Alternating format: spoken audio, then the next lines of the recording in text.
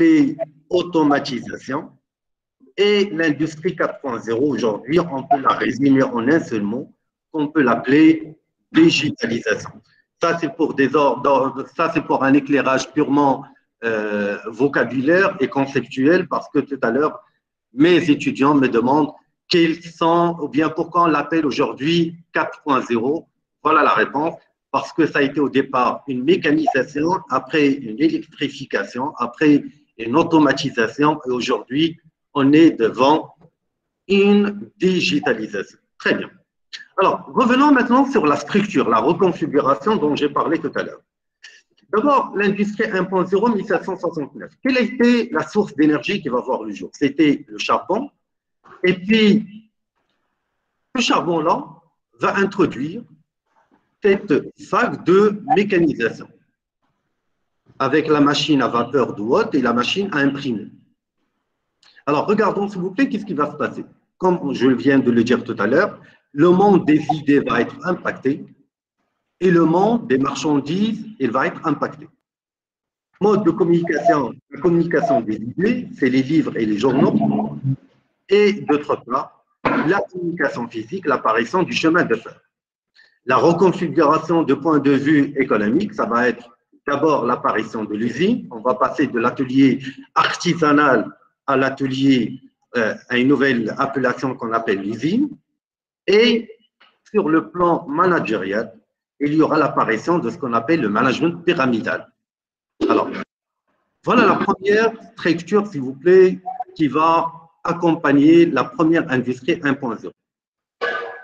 La deuxième, l'industrie 2.0, 1880, 100 ans après, un siècle. Quelle sera la nouvelle source d'énergie? Ça va être l'électricité et le pétrole. On parlait tout à l'heure du charbon, maintenant l'électricité et le pétrole. Avec l'apparition de 12 inventions qui vont changer le monde. D'abord la lampe et centrale électrique et moteur à explosion. D'où le début de ce qu'on appelle l'électrification. Deux modes de communication qui vont émerger.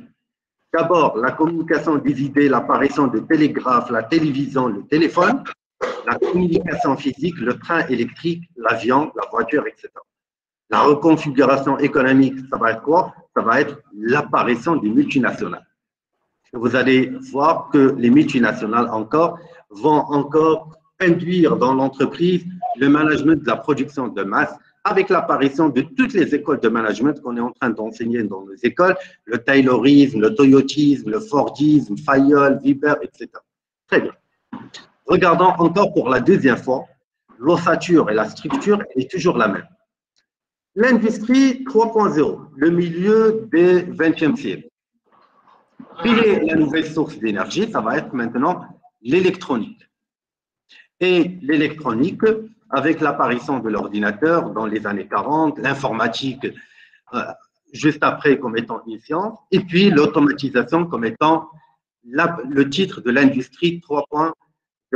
Deux modes de communication qui vont apparaître, lesquels? D'abord, la communication des idées, l'Internet, et l'autre, la communication physique, la production en grande masse, le robotique. Ça va impacter l'économie, la grande série, les 30 glorieuses, la qualité totale, les cercles de qualité, les normes, et au niveau de l'entreprise, les écoles des ressources humaines, Mayo, Maslow, McGregor, etc. Très bien. Toujours, s'il vous plaît, nous sommes devant la même structure de communication, les flux physiques, les flux informationnels et encore la reconfiguration au niveau de l'économie, la reconfiguration au niveau de l'entreprise. Aujourd'hui, s'il vous plaît, avec l'industrie 4.0 dont on commençait à parler à partir des années 90, c'est qu'une différence fondamentale par rapport à celle, bien les trois précédents, c'est que la nouvelle source d'énergie, elle n'est plus tangible. Elle est immatérielle. Elle est immatérielle, on peut l'appeler à tort, à travers, ou bien à pêle-mêle, l'intelligence. On peut la qualifier d'intelligence artificielle. Alors, cette nouvelle source d'énergie va donner encore le web, qui est différent un petit peu de l'Internet. C'est une application de l'Internet et qui va donner par la suite la connexion, la toile, etc. Le mode de communication, s'il vous plaît. D'abord, l'apparition de la toile. Tout le monde semble connecté et relié. Et donc, l'apparition des réseaux Google, des réseaux Facebook, Skype, etc. Et puis, la communication physique, l'Internet des objets. La réorganisation de l'économie aujourd'hui, quand on parle de l'industrie 4.0, tout le monde en parle, l'économie collaborative. Je crois aujourd'hui on parle de Airbnb, de Uber, Blablacar qui va prendre le dessus sur l'ONSS, Uber par rapport au taxi, Airbnb par rapport aux hôtels, le tourisme, l'économie de partage, l'économie du savoir, l'économie immatérielle. Je crois que cet échafaudage de type économique, ils sont encore de reconfigurer le paysage économique. Sur le management, tout le monde en parle aujourd'hui, le management digital, le management agile, l'usine 4.0, le lean management, dont on aura l'occasion de voir avec nos intervenants tout à l'heure. S'il vous plaît, je reviens sur cette leitmotiv qui a accompagné toutes ces quatre révolutions. La même structure, la même ossature, mais les quatre, ils ont reconfiguré le paysage économique et dans son sillage, il a reconfiguré les pratiques managériales. Aujourd'hui, s'il vous plaît, au lieu de dire une reconfiguration économique et managériale, nous sommes en train de parler d'une reconfiguration à base humaine et sociale. Pourquoi? Parce que, certes, là encore, c'est à tort et à travers, on est en train de mettre face à face l'intelligence humaine et l'intelligence artificielle. Parce que l'industrie 4.0, parmi ses éléments phares, c'est l'intelligence artificielle. Je crois qu'aujourd'hui, nous sommes en train de chercher, de faire cohabiter deux intelligences qu'on cherche à mettre côte à côte et non pas face à face. Et que cette intelligence artificielle, il ne peut qu'être à l'image de celui qui va le créer, à savoir l'homme. Et s'il y a un message aujourd'hui à faire passer dans la communauté scientifique, c'est qu'on cherche toujours à donner du pouvoir à quelqu'un qui va l'exercer avec responsabilité. Vous savez, aussi bien en management qu'en économie, on dit qu'il n'y a pas de pouvoir sans responsabilité. Et que chacun qui a le moindre pouvoir, il faut qu'il soit exercé avec responsabilité. Je crois que redonner tout le pouvoir à une machine, ça va être quelque chose de dramatique qui peut plonger l'homme et le monde dans un goulot d'étranglement. Et il est temps de réconcilier le pouvoir et la responsabilité pour l'homme et pour la machine, parce que le pire, c'est reconfier un pouvoir à un homme ou à une machine et qui sera exercé avec son responsabilité. Je crois que c'est un débat qui demande beaucoup de philosophie, beaucoup de courage, mais le plus important dans tout ça, c'est que le chemin, certes, du changement, il faut qu'il soit fait avec beaucoup de sagesse, avec beaucoup de courage, mais ce courage, il faut qu'il soit capitalisé sur le bon chemin. Je crois que tout à l'heure, on reviendra avec les intervenants sur les échafaudages aussi bien managériels que économiques qui ont laissé dans leur sillage ces quatre types de révolutions. Et sans trop tarder, je cède la parole aux autres intervenants. Je tiens à vous remercier pour votre attention. À tout à l'heure.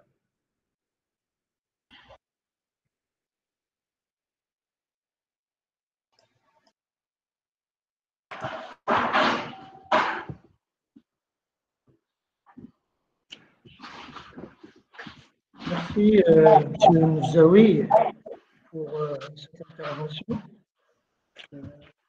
Concernant les reconfigurations d'ordre économique ou managériel à l'ère de l'industrie 4.0 et les nouveaux enjeux qui en découlent, sans tarder, je vais passer la parole à M. Shakib Achour,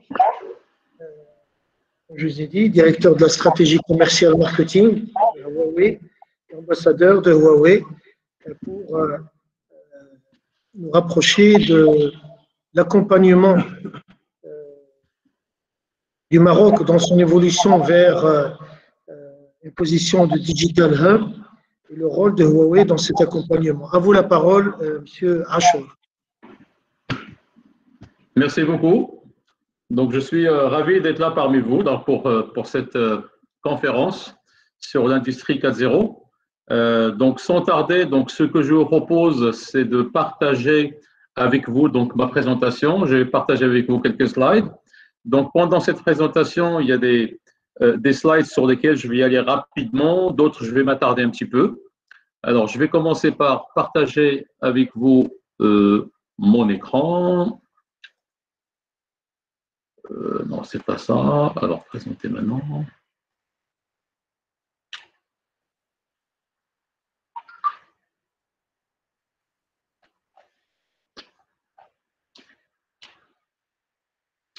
Je crois que j'ai des soucis.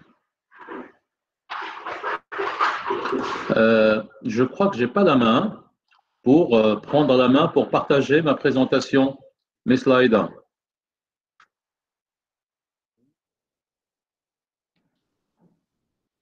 Je ne sais pas si vous m'entendez. On vous entend très bien. Serachon, vous n'avez pas la main pour partager votre écran. Voilà, donc je souhaite partager mon écran, donc mes slides. Attendez.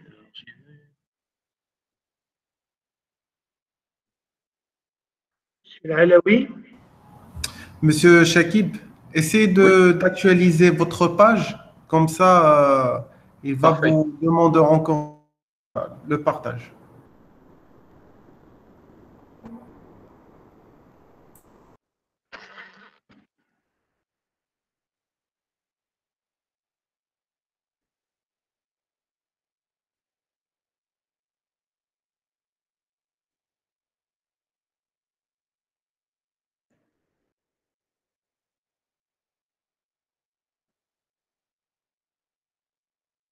Allô, vous m'entendez? Oui. Alors, malheureusement, je n'ai pas la main pour présenter, donc pour partager avec vous mon écran et mes slides.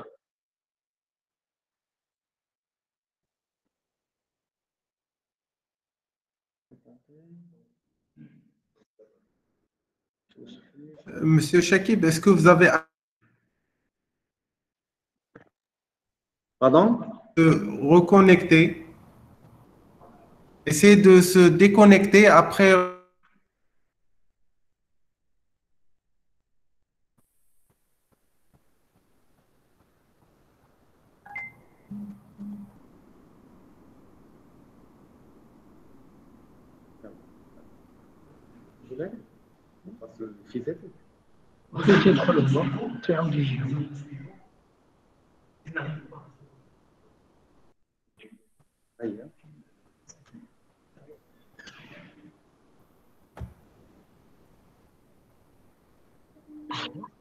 Alors, je réessaye. Bah, malheureusement, non, je ne peux pas partager donc, mes slides. Dommage.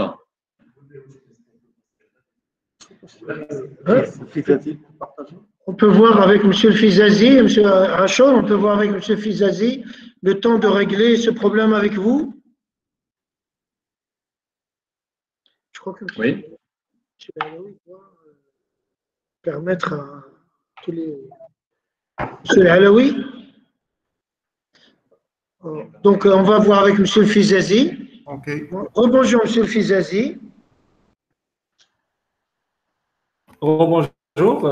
Voilà, donc je rappelle M. Fizazi, lauréat de Harvard, directeur général de Cambridge Business Consulting pour la région de l'Afrique et du Moyen-Orient. Vous allez nous présenter quelques éléments sur le nouveau style de leadership et sur les stratégies, le rôle du capital humain à l'ère de l'industrie 4.0. Donc, à vous la parole, M. Fizazi. Exactement. Merci. Je tiens à remercier l'SGA, le directeur, le corps professoral, aussi bien que c'est Ashraf qui m'a invité pour ce séminaire, ce webinaire, aussi les chers intervenants, les étudiants, tous ceux qui sont présents. Par rapport à… Je remercie Achraf pour la présentation, il était trop riche en termes d'informations de qualité.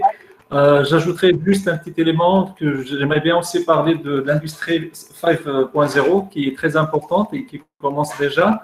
Donc, tout simplement, j'ajouterai que l'industrie 5.0, c'est tout simplement, on peut dire, c'est la coopération entre l'être humain, le robot et les machines intelligentes. On peut l'appeler ça comme collaboration, coopération, bien une interaction entre ces trois éléments. Ça veut dire, on va voir ça dans le futur très, très proche. D'ailleurs, il a parlé qu'il y a une partie de l'être humain, une partie de la machine robotique. Donc, ça va être une coopération entre les trois pour nous introduire dans une révolution industrielle qui est nouvelle, qui est la 5.0. Donc, de ce fait, je vais parler un peu de la stratégie. Donc, pourquoi cette stratégie, quelle est la meilleure stratégie adoptée, qui doit être adoptée par les entreprises à l'instar de cette révolution 4.0 ou bien 5.0, c'est tout simplement que on sait très bien que le monde connaît beaucoup de changements, donc on constamment, en termes de changer des mentalités, de façon de faire les choses, de style de management, de style de leadership, et ça c'est très important pour cette période-là. Donc, la stratégie normalement de l'industrie 5.0 et 4.0, il doit toujours se baser sur tout ce qui est intelligence artificielle, blockchain, biotechnologie, etc., la réalité virtuelle, l'impression 3D, robotique, etc., etc. Pour ce faire, donc tout simplement, on doit y avoir une stratégie qui permet à l'entreprise d'être en permanence, en concurrentielle, en permanence. C'est ça l'objectif d'une stratégie déjà pour ce monde qui est en révolution, qui est en évolution et révolution constante et permanente. Donc, automatiquement, une stratégie aussi, ça doit permettre à cette entreprise, dans ce monde-là, de rester concurrentielle en permanence et durable. Donc, c'est l'objectif numéro 1. Ça veut dire qu'on doit créer toujours de la valeur ajoutée pour nos clients, mais ça doit être quelque chose qui doit être aussi en permanence. Donc, la stratégie doit se baser sur un premier élément qui est la concurrence en permanence et durable. Deuxième point pour baser la stratégie, normalement, ça doit se faire face à des variables futures. Donc, une stratégie qui doit se baser sur des variables futures, ça veut dire qu'on doit toujours inventer le futur et être proactif. Donc, une stratégie qui sera proactive, qui sera normalement une stratégie aussi qui doit être, et ça c'est un peu étrange, ça veut dire une stratégie qui doit être à la fois concurrentielle, mais à la fois complémentaire. Donc, on va travailler dans un monde là où l'industrie 4.0, 5.0, qui demande aux entreprises de baser une stratégie qui se base sur la complémentarité entre les concurrents et en même temps qu'on sera concurrentiel. Je vais vous donner un exemple qui est live, un exemple, si on prend Google et Apple par exemple. Donc, Apple est en train de travailler ou bien de louer des clouds de chez Google. Et parallèlement, le Apple permet à Google aussi d'utiliser et d'avoir accès à des applications Google. Donc, on est en train de voir deux sociétés, deux entreprises qui sont concurrentielles, mais parallèlement, ils sont aussi complémentaires. Ils travaillent ensemble. Donc, je peux vous donner un simple chiffre, c'est que Google verse annuellement quelque chose comme 12 milliards de dollars à Apple pour l'utilisation de ces applications. Et donc là, c'est une stratégie qui se base sur un point de complémentarité, un point de la concurrence. Et donc, dans l'industrie 4.0, donc il faut penser à ça. Il faut penser à l'entreprise de demain qui pourra travailler en complémentarité avec les autres, mais parallèlement, qui travaille aussi sur sa concurrentielle, qui doit être concurrente, qui doit produire de la valeur ajoutée pour qu'il sera toujours présent sur un marché et donc qui sera en permanence, en changement permanence pour qu'on reste toujours présent sur un marché. Donc, cette stratégie doit être basée, bien sûr, sur les datas, sur les nombres. Donc, si on n'a pas de données, si on n'a pas de data, on ne pourra jamais être concurrentiel dans un monde de demain, dans un monde de industrie 4.0, on ne sera jamais concurrentiel. Les datas, c'est exactement comme le pétrole. Il doit être extrait, il doit être traité, il doit être… Donc, prenez note de ce point qui est très important, ça veut dire l'entreprise de demain qui va être présente dans l'industrie 5.0, il doit se baser, ou bien baser sa stratégie sur les datas. On ne pourra jamais faire un pas sans avoir les datas, un tableau de bord, sans avoir des données qui sont actualisées à chaque moment. Et donc, les datas, c'est la révolution industrielle de demain se base sur les data qui est aussi, comme la révolution industrielle 4.0 était basée sur le pétrole, et bien 3 et 4, bien sûr, c'était basé sur le pétrole.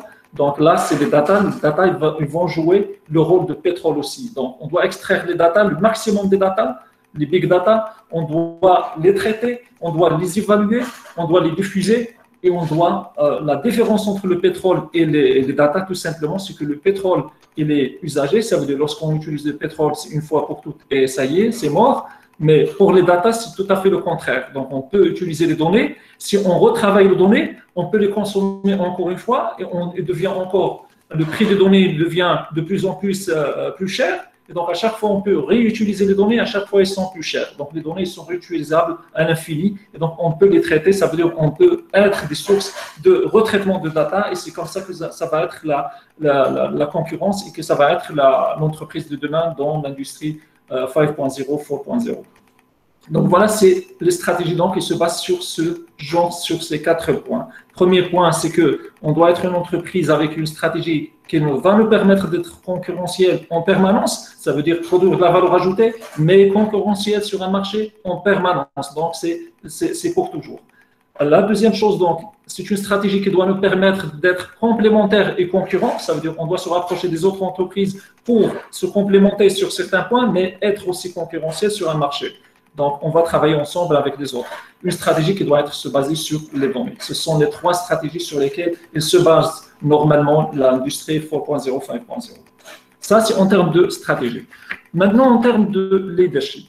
Donc, si on va parler un peu de leadership, bien sûr, comme quoi, si le monde va être trop concurrentiel dans le futur, si ce monde-là, l'entreprise de demain, elle va être une entreprise qui doit changer de stratégie en permanence, si c'est un monde là où l'entreprise, c'est un monde en changement perpétuel, qui va permettre à celui qui s'adapte le plus vite possible pour vivre et pour rester. Donc, ce monde-là, malheureusement, il a besoin aussi de changer de mentalité de management, de mentalité de leadership. Donc, on a vu l'industrie 1.0, 2.0, 3.0, 4.0, mais malheureusement, les statistiques ou bien les chiffres, et surtout je vais donner des chiffres, je vais partager des chiffres des États-Unis, malheureusement, je n'ai pas des chiffres marocains, mais ça nous donne une idée sur comme quoi que le monde de leadership ou bien le monde de management, il doit aussi changer pour pouvoir gérer ou bien pour pouvoir l'aider ce monde de cette révolution industrielle 4.0. Si on prend des statistiques qui nous donnent comme quoi chaque employé aux États-Unis qui gagne $1, en face, il y a un CEO ou bien un manager d'entreprise qui gagne $320.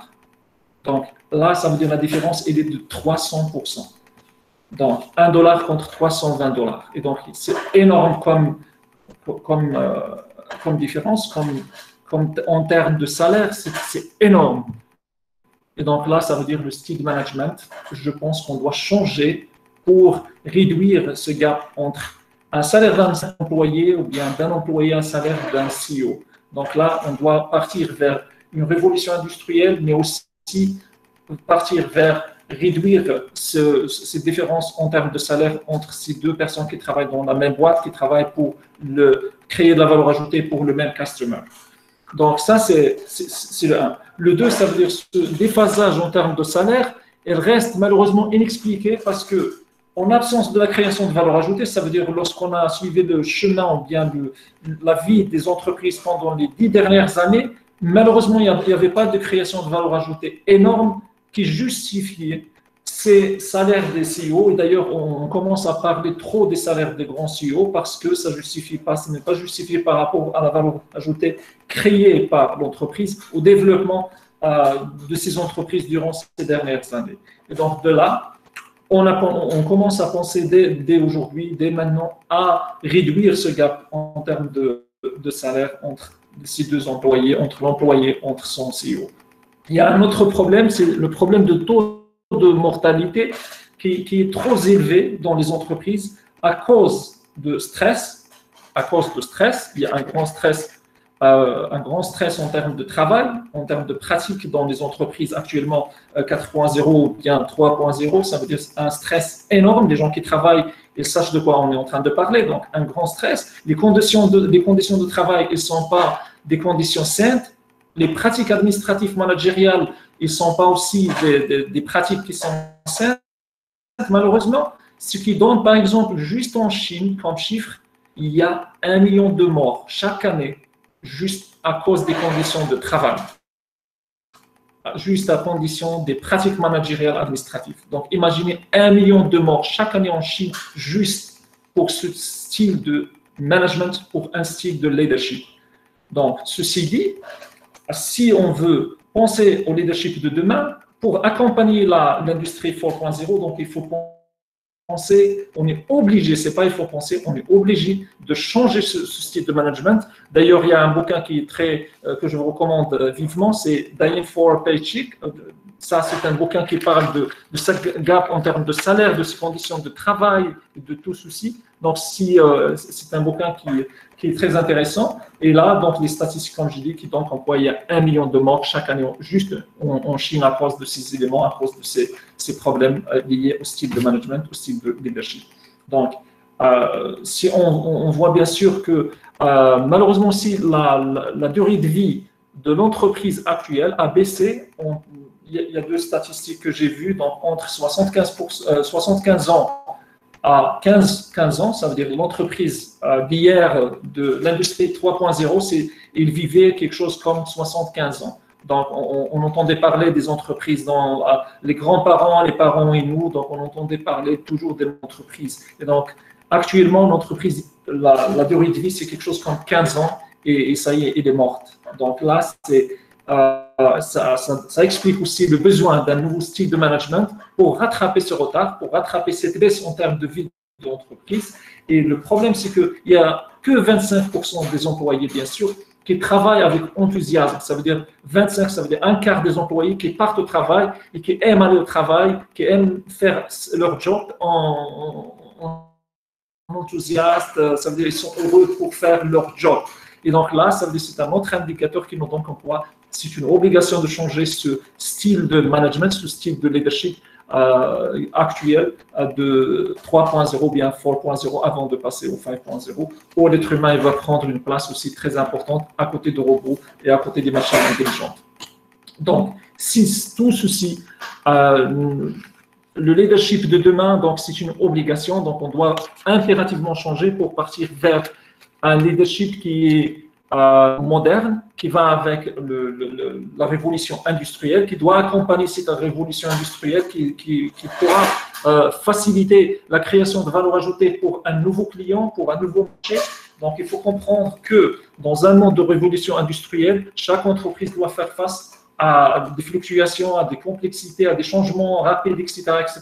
Mais parallèlement, il doit faire appel à un nouveau style de management, un nouveau style de leadership qui se basera, à mon avis, et d'après les études qu'on a fait et d'après les lectures qu'on a fait, il doit se baser au moins sur 6 vecteurs ou bien 6 points. Donc, il y a 3 points qui concernent l'être humain ou bien la gestion de l'être humain, puisque, comme si Ashraf a dit tout à l'heure, l'industrie 4.0 ou bien 5.0, il va se baser sur l'être humain aussi que le robot. Donc, il y a 3 éléments qui concernent l'être humain, donc la gestion d'être humain. Donc, le manager de demain, le leader de demain, il doit gérer l'être humain. Donc, il doit gérer la culture de l'entreprise. Donc, l'entreprise qui n'aura pas une culture, elle ne va jamais réussir dans un monde de 5.0, 4.0. Donc, l'entreprise, il doit déjà structurer sa culture, il doit avoir une culture d'entreprise. Donc, tout le monde qui travaille dans une entreprise, des employés de A à Z, ils doivent avoir la même culture. Ils doivent travailler pour une culture d'entreprise. Ils doivent présenter aux customers, aux clients, une culture de l'entreprise, premièrement. Et donc, si vous voyez les grandes multinationales actuellement, toutes multinationales, derrière, il y a une histoire, mais il y a aussi une culture. Donc, quand vous rentrez dans une multinationale A, ce n'est pas comme la multinationale B. Chaque multinationale, il vous présente comme client sa culture. Et ses employés présentent une culture. Donc, la première des choses, c'est gérer la culture et présenter une culture et travailler pour une culture d'entreprise. La deuxième chose, c'est la gestion relationnelle entre plusieurs départements, entre le client et l'entreprise elle-même et les autres intervenants. Donc, on doit avoir un manager, un leader qui sait très bien gérer cette complexité de relationnel de l'entreprise et ce monde extérieur, l'entreprise et le monde intérieur, ça veut dire les employés, les organes de l'entreprise. Troisième chose, c'est un leader qui doit gérer l'être humain. Donc, vous savez très bien que demain et dans 10 ans maximum, c'est la génération millénium, la génération Z qui sera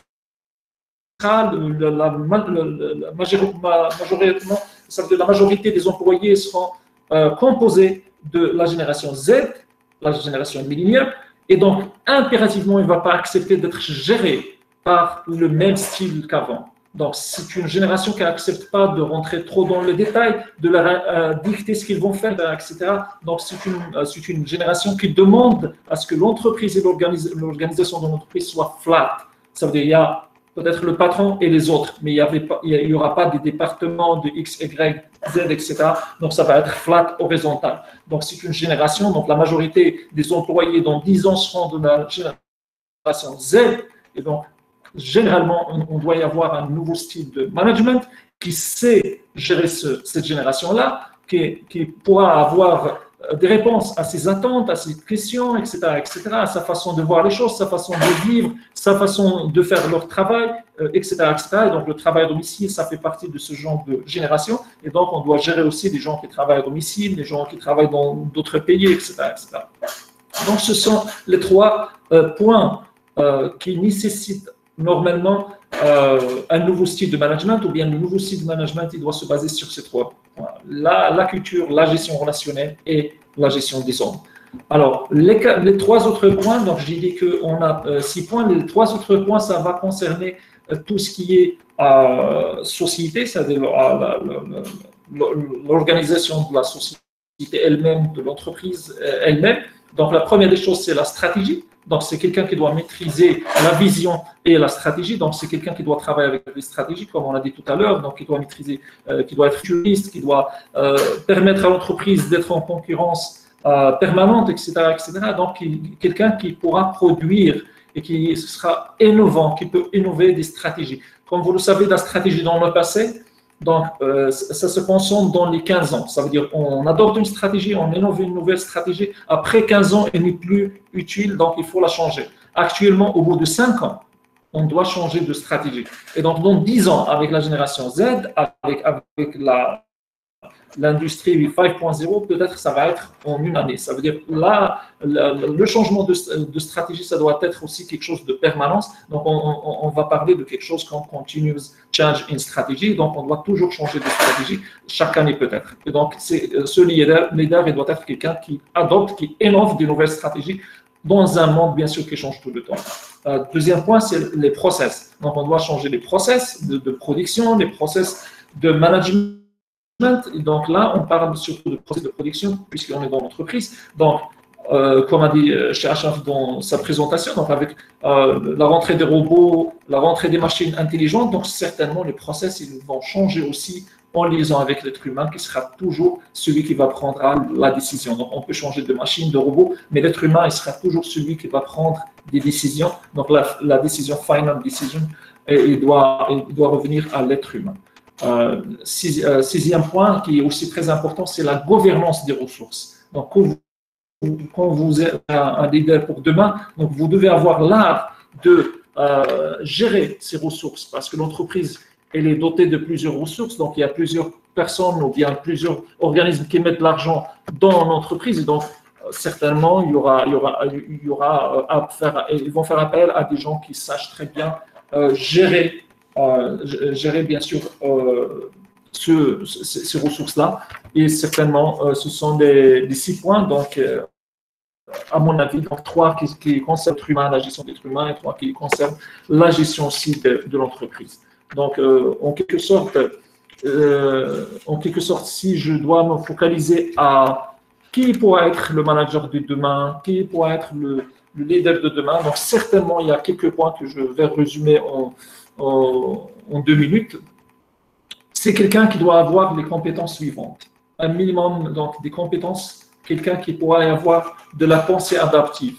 Donc, quelqu'un qui doit avoir cette compétence-là, ça veut dire des pensées qui pourraient être adaptées à chaque situation. Quelqu'un qui pourra évoluer en termes de pensée, quelqu'un qui a ce qu'on appelle le sky view, ça veut dire quelqu'un qui regarde le monde de haut, et quelqu'un qui a une vision globale du monde, de la chose, des complexités de l'entreprise, de l'économie, un peu de beaucoup de spécialités, mais quelqu'un qui a une pensée qui est adaptive à chaque situation.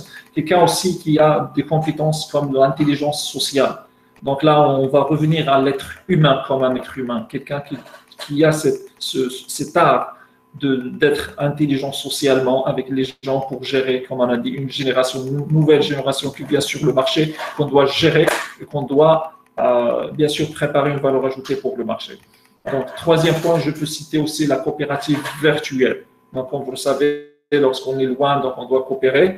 Et avec ce qui se passe actuellement avec le coronavirus, par exemple, donc on est obligé à coopérer virtuellement avec d'autres personnes qui sont dans d'autres pays. Ce qu'on est en train de faire avec nos équipes qui sont en Afrique, Moyen-Orient, partout dans le monde, par exemple, c'est coopérer, mais virtuellement, donc plus de meeting, physical meeting, donc il faut toujours coopérer virtuellement. Donc les gens qui auront ces genres de compétences, ce sont des gens qui seront des leaders de demain, bien sûr, et des compétences aussi culturelles et mentales.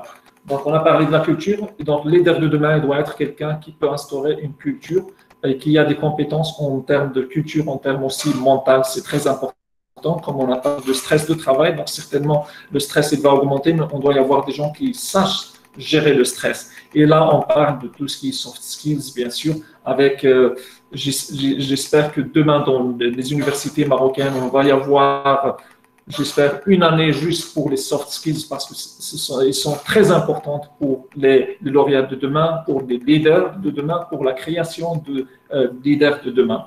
Donc, le cinquième point, par exemple, c'est aussi la mentalité de conception. Donc, quelqu'un qui a une mentalité pour faire des conceptions, ça veut dire pour innover et pour résoudre les problèmes de demain. Ça veut dire qu'on doit être visionnaire parce que les problèmes de demain ne seront pas les mêmes problèmes d'aujourd'hui. Donc, on doit y avoir quelqu'un qui a l'art ou bien la mentalité de conception pour pouvoir innover et résoudre les problèmes de demain parce que l'entreprise, c'est beaucoup aussi des problèmes à gérer. Donc, il faut innover dans la façon de gérer, dans la façon d'innover pour un client. Tout ceci dit, donc, bien sûr, tout ce changement, toute cette révolution industrielle en termes de l'être humain comme leader, l'être humain comme manager, c'est bien sûr tout le travail qui doit être fait en faveur de la création d'une valeur ajoutée pour un customer sur un marché. Donc ça, c'est le plus important. Ça veut dire tous ces points-là dont j'ai parlé, l'objectif final, c'est créer de la valeur ajoutée pour un client sur un marché. Bien sûr, lorsqu'on parle d'un client, et ma conception, moi, pour le client, elle est un peu différente. Le client, ce n'est pas que le client qui paye pour acheter la marchandise ou bien le service, mais le client, c'est les employés sont les clients pour le leader. Les clients, bien sûr, qui payent, les clients en termes de customers sont aussi des clients. Les clients sont les partenaires financiers. Les clients, ce sont aussi les fournisseurs. Les clients, ce sont aussi les concurrents. Donc, lorsqu'on va gérer tout ceci comme client, donc automatiquement, c'est une mentalité qui est très importante de conception, de résoudre le problème et de gérer. C'est une mentalité futuriste qui voit les problèmes qui vont venir et qui pourra être aussi proactive pour gérer ce genre de problème. Alors, c'est la mentalité et c'est le style de management qu'on aura besoin demain, Inch'Allah, pour cette révolution de 5.0. Donc, voilà, c'était quelques points sur la stratégie, quelques points sur le leadership de demain, quelques points sur les problématiques de l'entreprise de demain.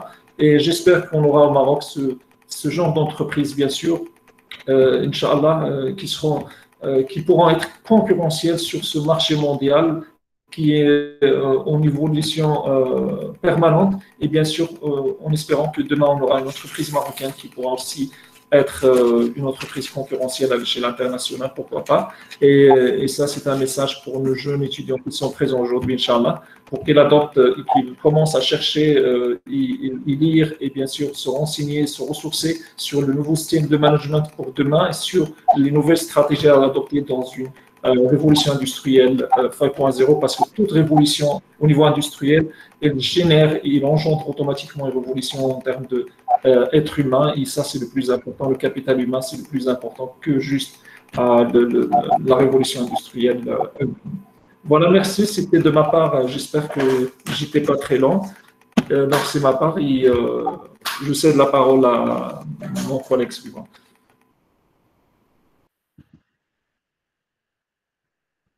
Merci, M.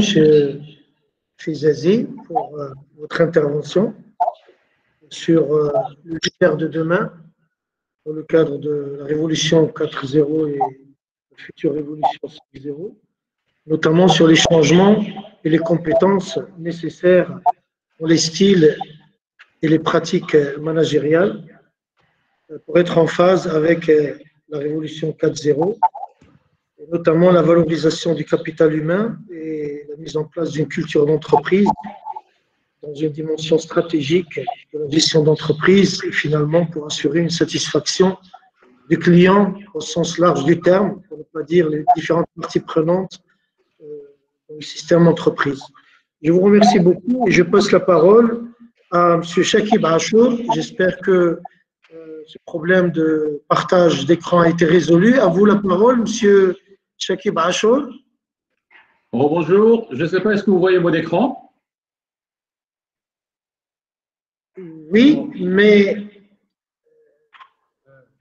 Vous voyez les slides ou pas? Non. Non. Bon. Écoutez, donc ça ne marche pas, donc je vous laisse M. Mifzaoui. Pardon? Oui? Partagez l'intégralité de votre écran, non pas uniquement la fenêtre. C'est ce que j'ai fait. J'ai fait l'intégralité de mon écran et quand j'essaie de partager mes slides, ça ne passe pas. D'accord. Donc, je vous laisse partager puisque je vous ai envoyé le document PDF. Je ne peux pas partager de mon côté.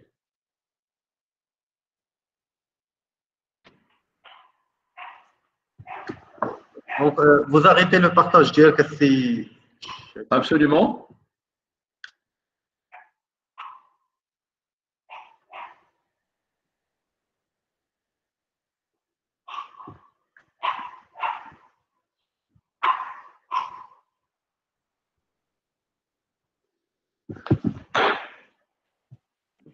Shakib, c'est bon?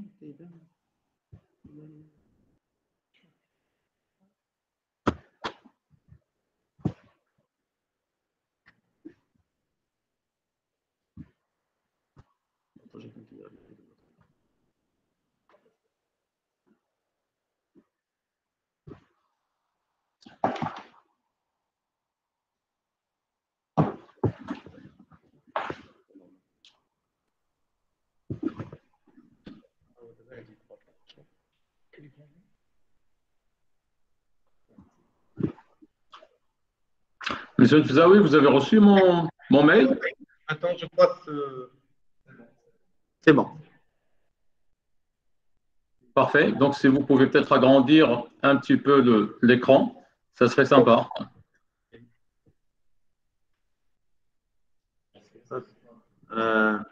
Si je le… attendez. Parce que vous l'avez envoyé en mode PDF. On ne peut pas le… Il y a dans le menu affichage plein écran. En haut. Oui, voilà. C'est déjà mieux. OK. Bon, on peut démarrer. Donc, merci. Je suis désolé pour ce petit incident. Ce sont les aléas du direct. Donc, on peut passer donc à la prochaine slide. Ma présentation, donc, je vais essayer de passer par quelques slides pour vous présenter donc, une introduction à l'industrie 4.0 et comment le digital permet de mettre en place cette industrie 4.0 avec des cas d'usage concrets. Et après, je vais finir pour des cas spécifiques pour le Maroc. Donc, on passe à la première partie qui est l'introduction au Smart Manufacturing Industry. Donc, voilà. Oui, on peut y aller. Donc, ce slide, c'est comme une introduction. Il est très important de comprendre le concept. De quoi on parle? Eh bien, on parle de deux choses ici. Donc, en fait, on parle de l'industrie à côté versus digital data à droite. Quand vous regardez donc dans ce slide-là, à gauche, vous avez un petit mécanisme, une petite voiture, un robot ou ce que c'est, dans lequel il y a 3 capteurs. Donc, ça, c'est l'engin réellement. Et à droite, on fait ce qu'on appelle le digital twin. Donc, on met des senseurs, on fait des capteurs. Mais en fait, quand on parle de capteurs, on fait quoi? Donc, on va collecter, capturer des données. Donc, il est très important. Donc, quand on parle de l'industrie 4.0, il faut commencer par capturer des données. Vous allez me dire, capturer des données, c'est quelque chose qui existe depuis très, très longtemps. Mais maintenant, ça a beaucoup évolué. Donc, on passe au prochain slide. Alors, ça a évolué vers ce qu'on appelle l'industrie 4.0. Donc, je ne vais pas m'attarder sur les définitions parce qu'ils ont été bien expliqués par M. Fizazi, par M. Nefzaoui. Donc, l'industrie 4.0, c'est un concept qui vient effectivement de l'Allemagne. Mais ce qui est important dans cette industrie 4.0, donc il y a ce qu'on appelle une exigence fondamentale pour l'industrie 4.0, c'est de fournir une latence, une fiabilité et une qualité de service avec une bande passante universellement disponible et garantie. Donc, ça veut dire quoi? Donc, quand on parle de l'industrie 4.0, on parle des choses qu'on fait en temps réel, donc c'est d'où le temps de latence. On parle de la robustesse d'une infrastructure digitale et d'une connectivité importante. Prochain slide. Alors, tout ça m'emmène à partager avec vous quelques chiffres que vous connaissez peut-être. Premièrement, donc on va regarder ce slide de haut vers le bas. Quand on parle de l'industrie 4.0, donc on va commencer par collecter des données. Donc, c'est ce que vous voyez. Donc, il y a connection data. Connection data, donc c'est ce qu'on a à gauche. Et à droite, donc on va rajouter la partie analytique, le big data, l'analysis et l'intelligence artificielle. Ben, c'est la combinaison de tout ça qui permet de parler aujourd'hui de la transformation digitale. Alors, le petit schéma rouge ou rose à droite en haut, il n'est pas clair, mais il y a des chiffres. Et ces chiffres-là, ce sont les prévisions de ce que va générer la transformation digitale par secteur. Et en fait, quand on regarde par rapport aux objets connectés, donc par rapport aux prévisions qui ont été sur une étude qui a été élaborée il y a 2 ans, en 2016, on était à peu près à 12 milliards mobile connection. Là, on passe à 100 milliards pour à l'horizon 2025, 100 milliards d'objets connectés. Et donc, quand on regarde dans le bas de slide, on passe d'un concept Internet of People à l'industrie 4.0. Et entre les deux, on parle de quoi?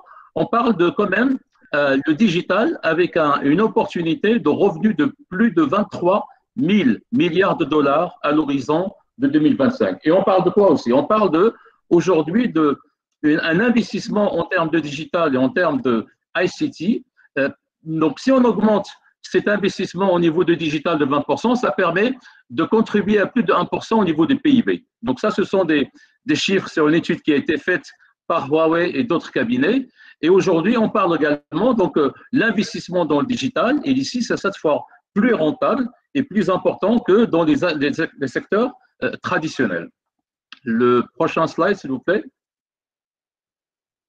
Alors, tout ça m'emmène à vous expliquer, quand on parle de cette industrie 4.0, ben, en fait, elle est née de quoi? Elle est née d'une collaboration entre ce qu'on appelle les industry customers. Les industry customers, ce sont les sociétés, les factories qui sont vraiment dans l'industrie, avec qui il y a un partenariat. Donc, il y a un partenariat entre industry customers, qui sont les usines, les factories, avec les partners, qui sont les éditeurs et les intégrateurs qui sont spécialisés dans ce domaine.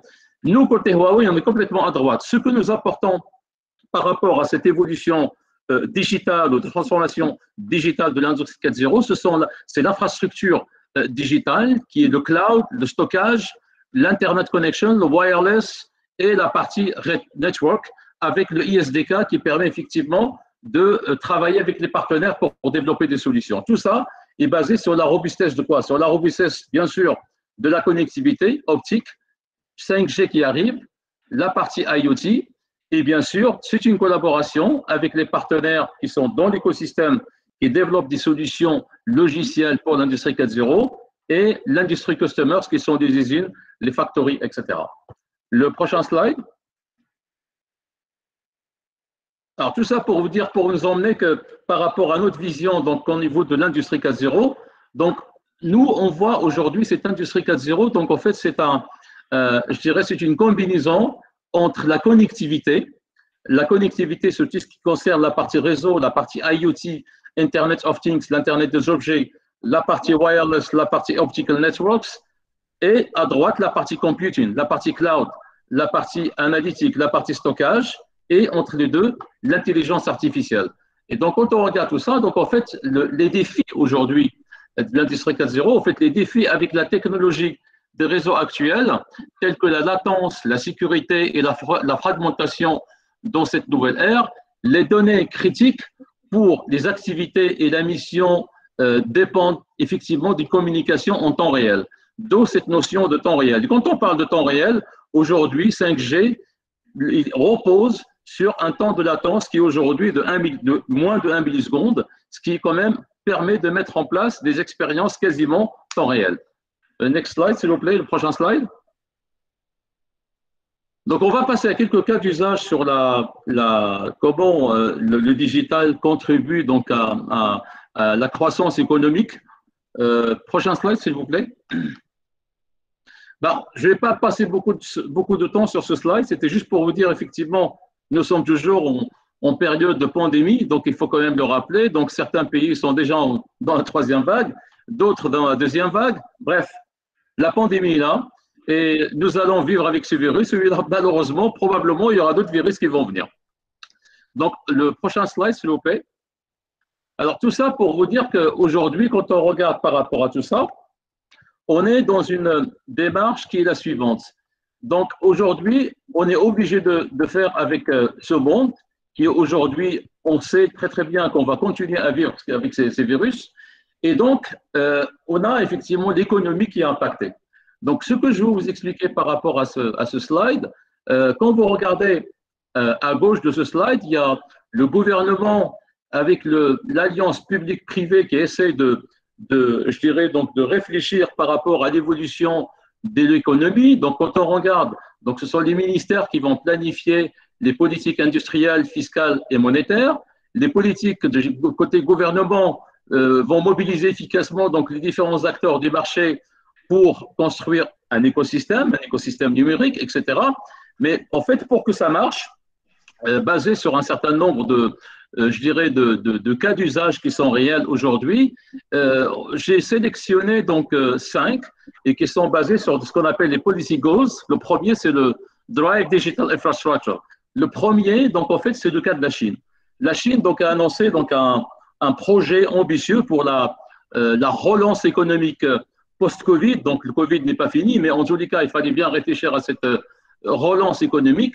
Et cette relance économique, ça a été défini par un programme qui s'appelle New Infrastructure Construction. Donc, c'est basé complètement sur le digital et c'est basé effectivement sur l'industrie 4.0. Donc, le digital comme levier de croissance. C'est un peu le cas également pour la Corée du Sud. Le cas de l'Allemagne qui met un focus très, très fort sur l'industrie 4.0 et également le cas de la Malaisie qui fait un focus très, très fort sur le start-up. Donc, le prochain slide, s'il vous plaît. Donc, le prochain slide, donc on va passer à des cas d'usage.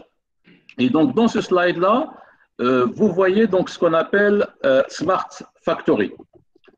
Est-ce que vous voyez bien mon écran? Oui. Oui. OK.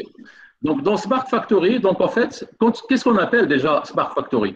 Donc, quand on regarde ce slide-là, donc à gauche, vous voyez, donc on comprend que c'est une usine traditionnelle, bien sûr, mais il est où le digital dans tout ça? Donc, le digital dans tout ça, pour bien comprendre, vous allez regarder à droite du slide, il y a la partie grise en haut, ce qu'on appelle Customized Flexible Production. Et donc là, on va mettre sur la partie IoT pour gérer une meilleure logistique, une meilleure productivité, traçabilité et la gestion du stock. Donc là, on va mettre de plus en plus l'Internet des objets. Donc la partie en rouge, on va faire un focus sur ce qu'on appelle le design, la simulation prédictive et maintenance. Et là, ça revient à ce que je vous ai expliqué donc, dans le premier slide, le Digital Twin. Donc, il y a une salle qui est en haut, qui est dédiée pour le design, la simulation et la maintenance prédictive. Donc, on va faire donc, des prototypes de Digital Twin. On va utiliser également le ER Training pour la partie diagnostic. Et la partie en bas, ce que vous regardez, la partie gauche, c'est comment on va réduire les coûts et avoir une meilleure qualité et une meilleure efficacité avec le cloud, avec la vidéosurveillance, avec des robots, avec les mobile panels et avec aussi ce qu'on appelle, comme vous voyez en bas du slide à gauche, AGV, ce sont des véhicules automatisés et guidés. Donc voilà, donc ça c'est un exemple de Smart Factory où vous voyez clairement à l'intérieur, c'est une usine traditionnelle telle que vous la connaissez, mais c'est la combinaison entre cette usine robotisée telle que vous la connaissez avec l'Internet des objets, 5G, le digital twin, le cloud et tout ce qui est relatif aujourd'hui aussi par rapport à l'Internet des objets. C'est ça qui permet de mettre en place ce qu'on appelle un Smart Factory et c'est ce qu'on appelle en fait c'est une Fully Connected Vision. Prochain slide, s'il vous plaît. Et donc, par rapport au prochain slide, il est important quand on parle de l'industrie 4.0, donc j'ai pris donc un petit exemple sur un certain nombre de pays donc, qui ont bien réussi dans leur transformation digitale parce qu'ils ont une vision et cette vision, elle est bien adaptée par rapport à leur contexte. Quand on regarde la Corée du Sud, elle veut être vraiment dans l'innovation. Donc, vous voyez, regardez complètement à gauche de ce slide, vous avez une technologie design product, et juste en dessous, vous avez Innovation Hub. Donc, la Corée du Sud, l'objectif de cette transformation digitale, c'est d'être vraiment dans l'innovation. En bas, vous avez l'Allemagne qui a pour objectif d'être le leader dans l'industrie 4.0 à l'horizon de 2025. On va aller plus loin sur la partie de production. Après, vous avez trade. Et dans la partie trade, vous avez par exemple l'exemple de les Émirats qui veulent se positionner comme un business hub. Et on peut estimer que le Maroc peut se positionner également comme un business, pardon, pas un business hub, mais plutôt un hub digital pour la région d'Afrique. Donc, il faut une vision, il faut des objectifs et il faut mettre les moyens pour les atteindre, mais tout en restant en phase avec le contexte de pays, le contexte de la géographie dans lequel elle se trouve. Le prochain slide. Et tout ça m'amène à vous expliquer, en fait, pour mettre tout ça en place, nous avons fait une étude qui est basée sur notre expérience sur le marché. Il faut partir sur 4 axes. Donc, 4 axes multidimensionnels. Le premier axe, c'est ce qu'on appelle, il faut développer la partie e-commerce, développer la partie service, développer la partie finance. Et tout ça, ça permet de favoriser la consommation. La deuxième chose, il faut stimuler des investissements dans l'infrastructure 5G, la fibre, le cloud, parce que quand on parle de l'industrie 4.0, si on n'a pas une infrastructure solide, on ne peut pas la mettre en place. Donc, la base de cette industrie 4.0, c'est l'infrastructure digitale. Et l'infrastructure digitale, c'est la 5G, c'est la fibre, c'est le cloud, c'est l'intelligence artificielle, c'est l'Internet des objets. C'est avec ça qu'on va pouvoir mettre en place cette transformation digitale et cette évolution vers l'industrie 4.0. Et donc, tout ça, ça nécessite effectivement de l'investissement et effectivement promouvoir également l'efficacité des investissements du gouvernement et des entreprises. Donc, ça peut être aussi dans un cadre public-privé.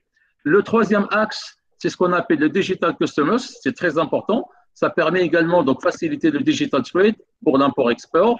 Et également, le quatrième axe, c'est accélérer la partie e-gouvernement pour arriver à ce qu'on appelle un développement stable et une bonne gouvernance. On part sur le prochain slide. Tout ça m'emmène à vous expliquer effectivement Huawei dans quel, je dirais, cas Huawei participe ou effectivement qu'est-ce que Huawei a fait dans ce domaine-là. Donc, côté Huawei, donc, nous avons plusieurs cas d'usage aujourd'hui sur l'industrie 4.0. Vous pouvez regarder sur la partie AI Training. Vous avez un petit peu donc le Cloud-Based Machine Vision. Un petit peu à droite, ce sont les véhicules automatisés et guidés pour la partie logistique qui sont très importants, basés sur l'Internet des objets également. Et juste en bas, vous avez ce qu'on appelle les ports intelligents. Et après les ports intelligents, nous avons également des cas d'usage sur le cas des mines. Le cas des mines, c'est très important parce que ce sont des conditions de travail qui sont abominables. Et donc, en fait, on permet à celui qui conduit l'engin de travailler, de faire son travail d'une manière complètement autonome et confortable à partir d'un centre de commandement. Et donc, grâce à 5G et grâce à la technologie digitale, il va pouvoir conduire l'engin en temps réel. Donc, ça permet d'avoir une meilleure productivité et surtout donc la sécurité et le confort pour les ouvriers dans les mines. Et le quatrième point, c'est comment la 5G permet d'optimiser et d'améliorer la production au niveau, je dirais, donc de l'industrie d'une manière générale.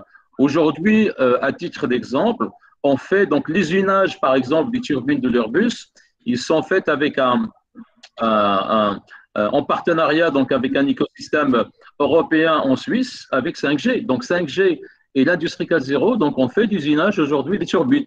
Donc ça nécessite de la précision et ça permet d'avoir un meilleur contrôle de qualité et une meilleure production.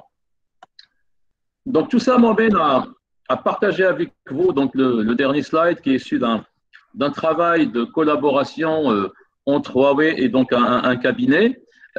Et on estime côté Huawei, donc en fait, pour développer cette industrie 4.0, il faut mettre en place une stratégie qui est basée sur 6 axes. Le premier axe, c'est commencer par évaluer la maturité numérique actuelle et fixer des objectifs clairs pour les 5 prochaines années. Donc, ça veut dire qu'il faut, pendant les 5 prochaines années, il faudrait évaluer cette maturité et fixer des objectifs. Le deuxième point, il faut réfléchir à mettre en place des projets. Donc, il faut choisir un projet pilote et l'emmener jusqu'au bout. La troisième chose, il faut prendre en compte la partie organisation. Donc, M. Fizazi a parlé de la culture des entreprises, l'homme au sein de cette transformation digitale. Le quatrième point qui est très important, c'est la valeur de l'humain et donc c'est l'intelligence. Donc là, je parle plutôt des talents. Donc, il faut former des talents qui soient capables de contrôler ces données. Donc, en fait, c'est des data scientists parce que quand on parle aujourd'hui de l'industrie 4.0, c'est aussi parler du cloud, du big data, de l'intelligence artificielle. Et donc, il faut effectivement travailler à ce niveau-là pour former des talents. Et par la suite, il faut je dirais donc une culture digitale de bout en bout. Et puis, il faut développer un écosystème complet parce que quand on parle de la transformation digitale et surtout de l'industrie 4.0, il faut un écosystème complet pour mettre en place l'industrie 4.0. Donc voilà, donc c'était la fin de ma présentation. Je vous remercie. Merci à vous, Monsieur Chakib Achour, pour votre intervention. Concerner très brièvement la nécessité d'investir dans la digitalisation et la mise en place de politiques gouvernementales pour accompagner et faire réussir la transformation digitale et le passage à la révolution industrielle 4.0. Je vais sans tarder passer la parole à M. Ahmed Haroun Sabri, enseignant-chercheur, consultant, spécialiste dans le domaine de l'intelligence artificielle et dans l'usine du futur, qui va nous présenter un petit peu quelles sont les stratégies adoptées pour réussir la transformation digitale et notamment comment faire passer tout business en une industrie 4.0. À vous la parole, Monsieur Sabri.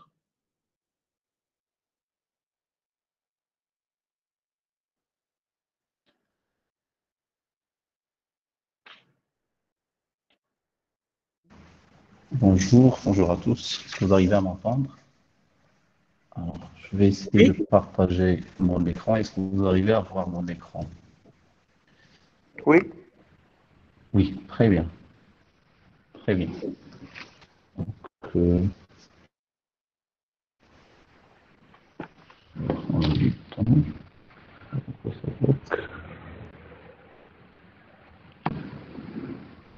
D'accord, on va présenter comme...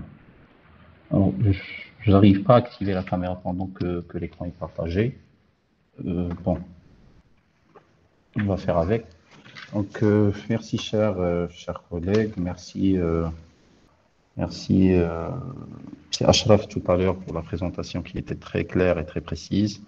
Monsieur Fizazi aussi, Monsieur Achour pour les interventions de qualité. Moi, je vais me rejoindre aux idées qui ont été présentées, essayer de compléter un petit peu cette vision-là. On a parlé de stratégie, on a parlé Monsieur Achour, il a parlé de cas précis sur lesquels on peut foncer vers une industrie qui est digitalisée. Moi, de ma part, je vais essayer de rester très simple et parler de l'industrie 4.0, donc d'une façon précise, d'une façon qui est concise. c'est quoi l'industrie 4.0? Et bien sûr, qu'est-ce qu'on peut faire comme une feuille de route pour l'industrie marocaine? D'accord? Donc, c'est ça le plan. Donc, on va parler des systèmes de production modernes. On va essayer de discuter pourquoi c'est important de convertir vers une industrie 4.0, bien 4.0. Comment passer? Quelles sont les étapes à faire? Parce que souvent, on se pose cette question-là. C'est quoi l'industrie 4.0? Et comment je devrais faire pour passer à une industrie 4.0? D'accord?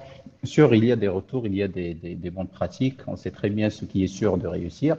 Et on sait très bien ce qui est sûr de ne pas réussir. Et bien sûr, pour finaliser ou bien clôturer, on va essayer de montrer comment agir maintenant, donc ce qui est disponible.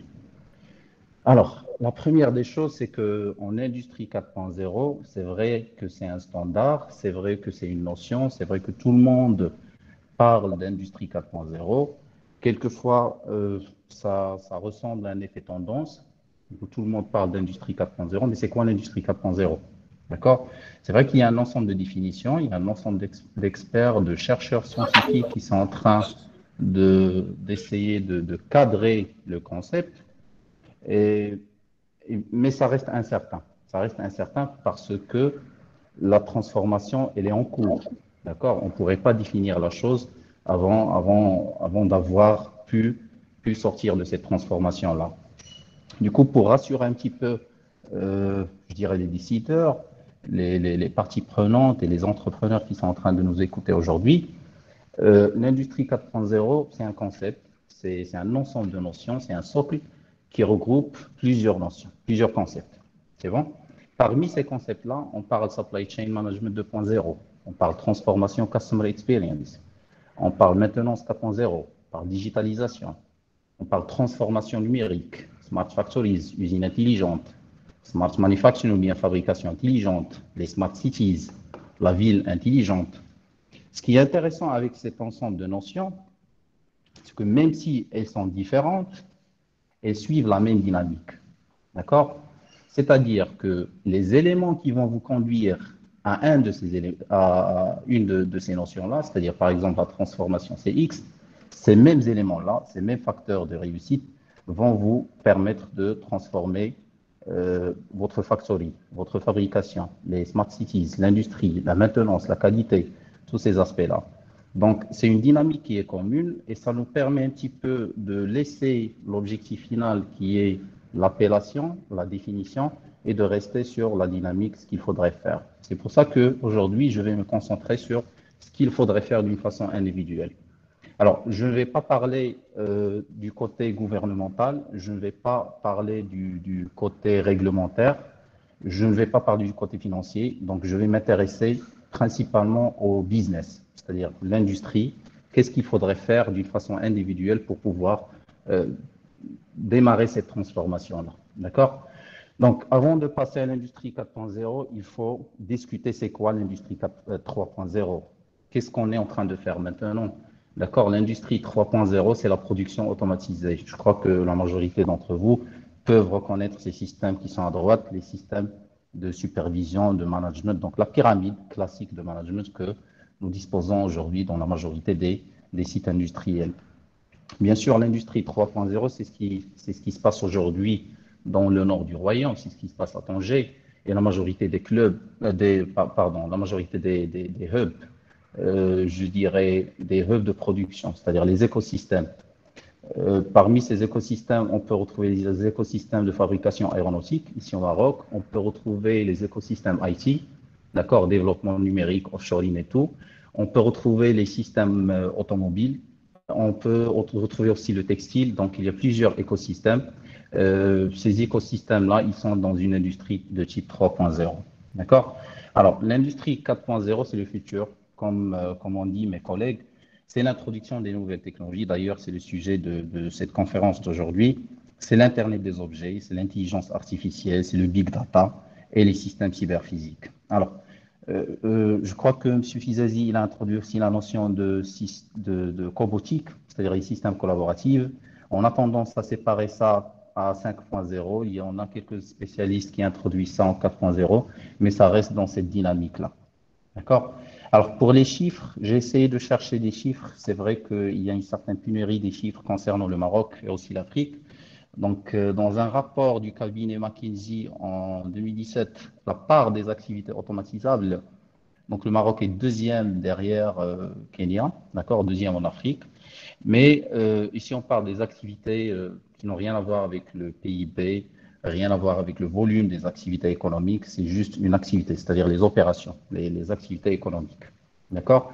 Au Maroc, on a un seul chiffre, c'est 30% des usines marocaines qui sont transformées en usines 4.0, assuré, Monsieur le Ministre, dans le Global Industry Conference qui a été organisé cette année-là. Donc, c'est un chiffre qui est très récent. Concernant les chiffres, c'est vrai qu'en cherchant les chiffres, j'ai compris que c'est pas très intéressant de chercher les chiffres parce que ce qui nous intéresse, c'est l'action, qu'est-ce qu'il faudrait faire.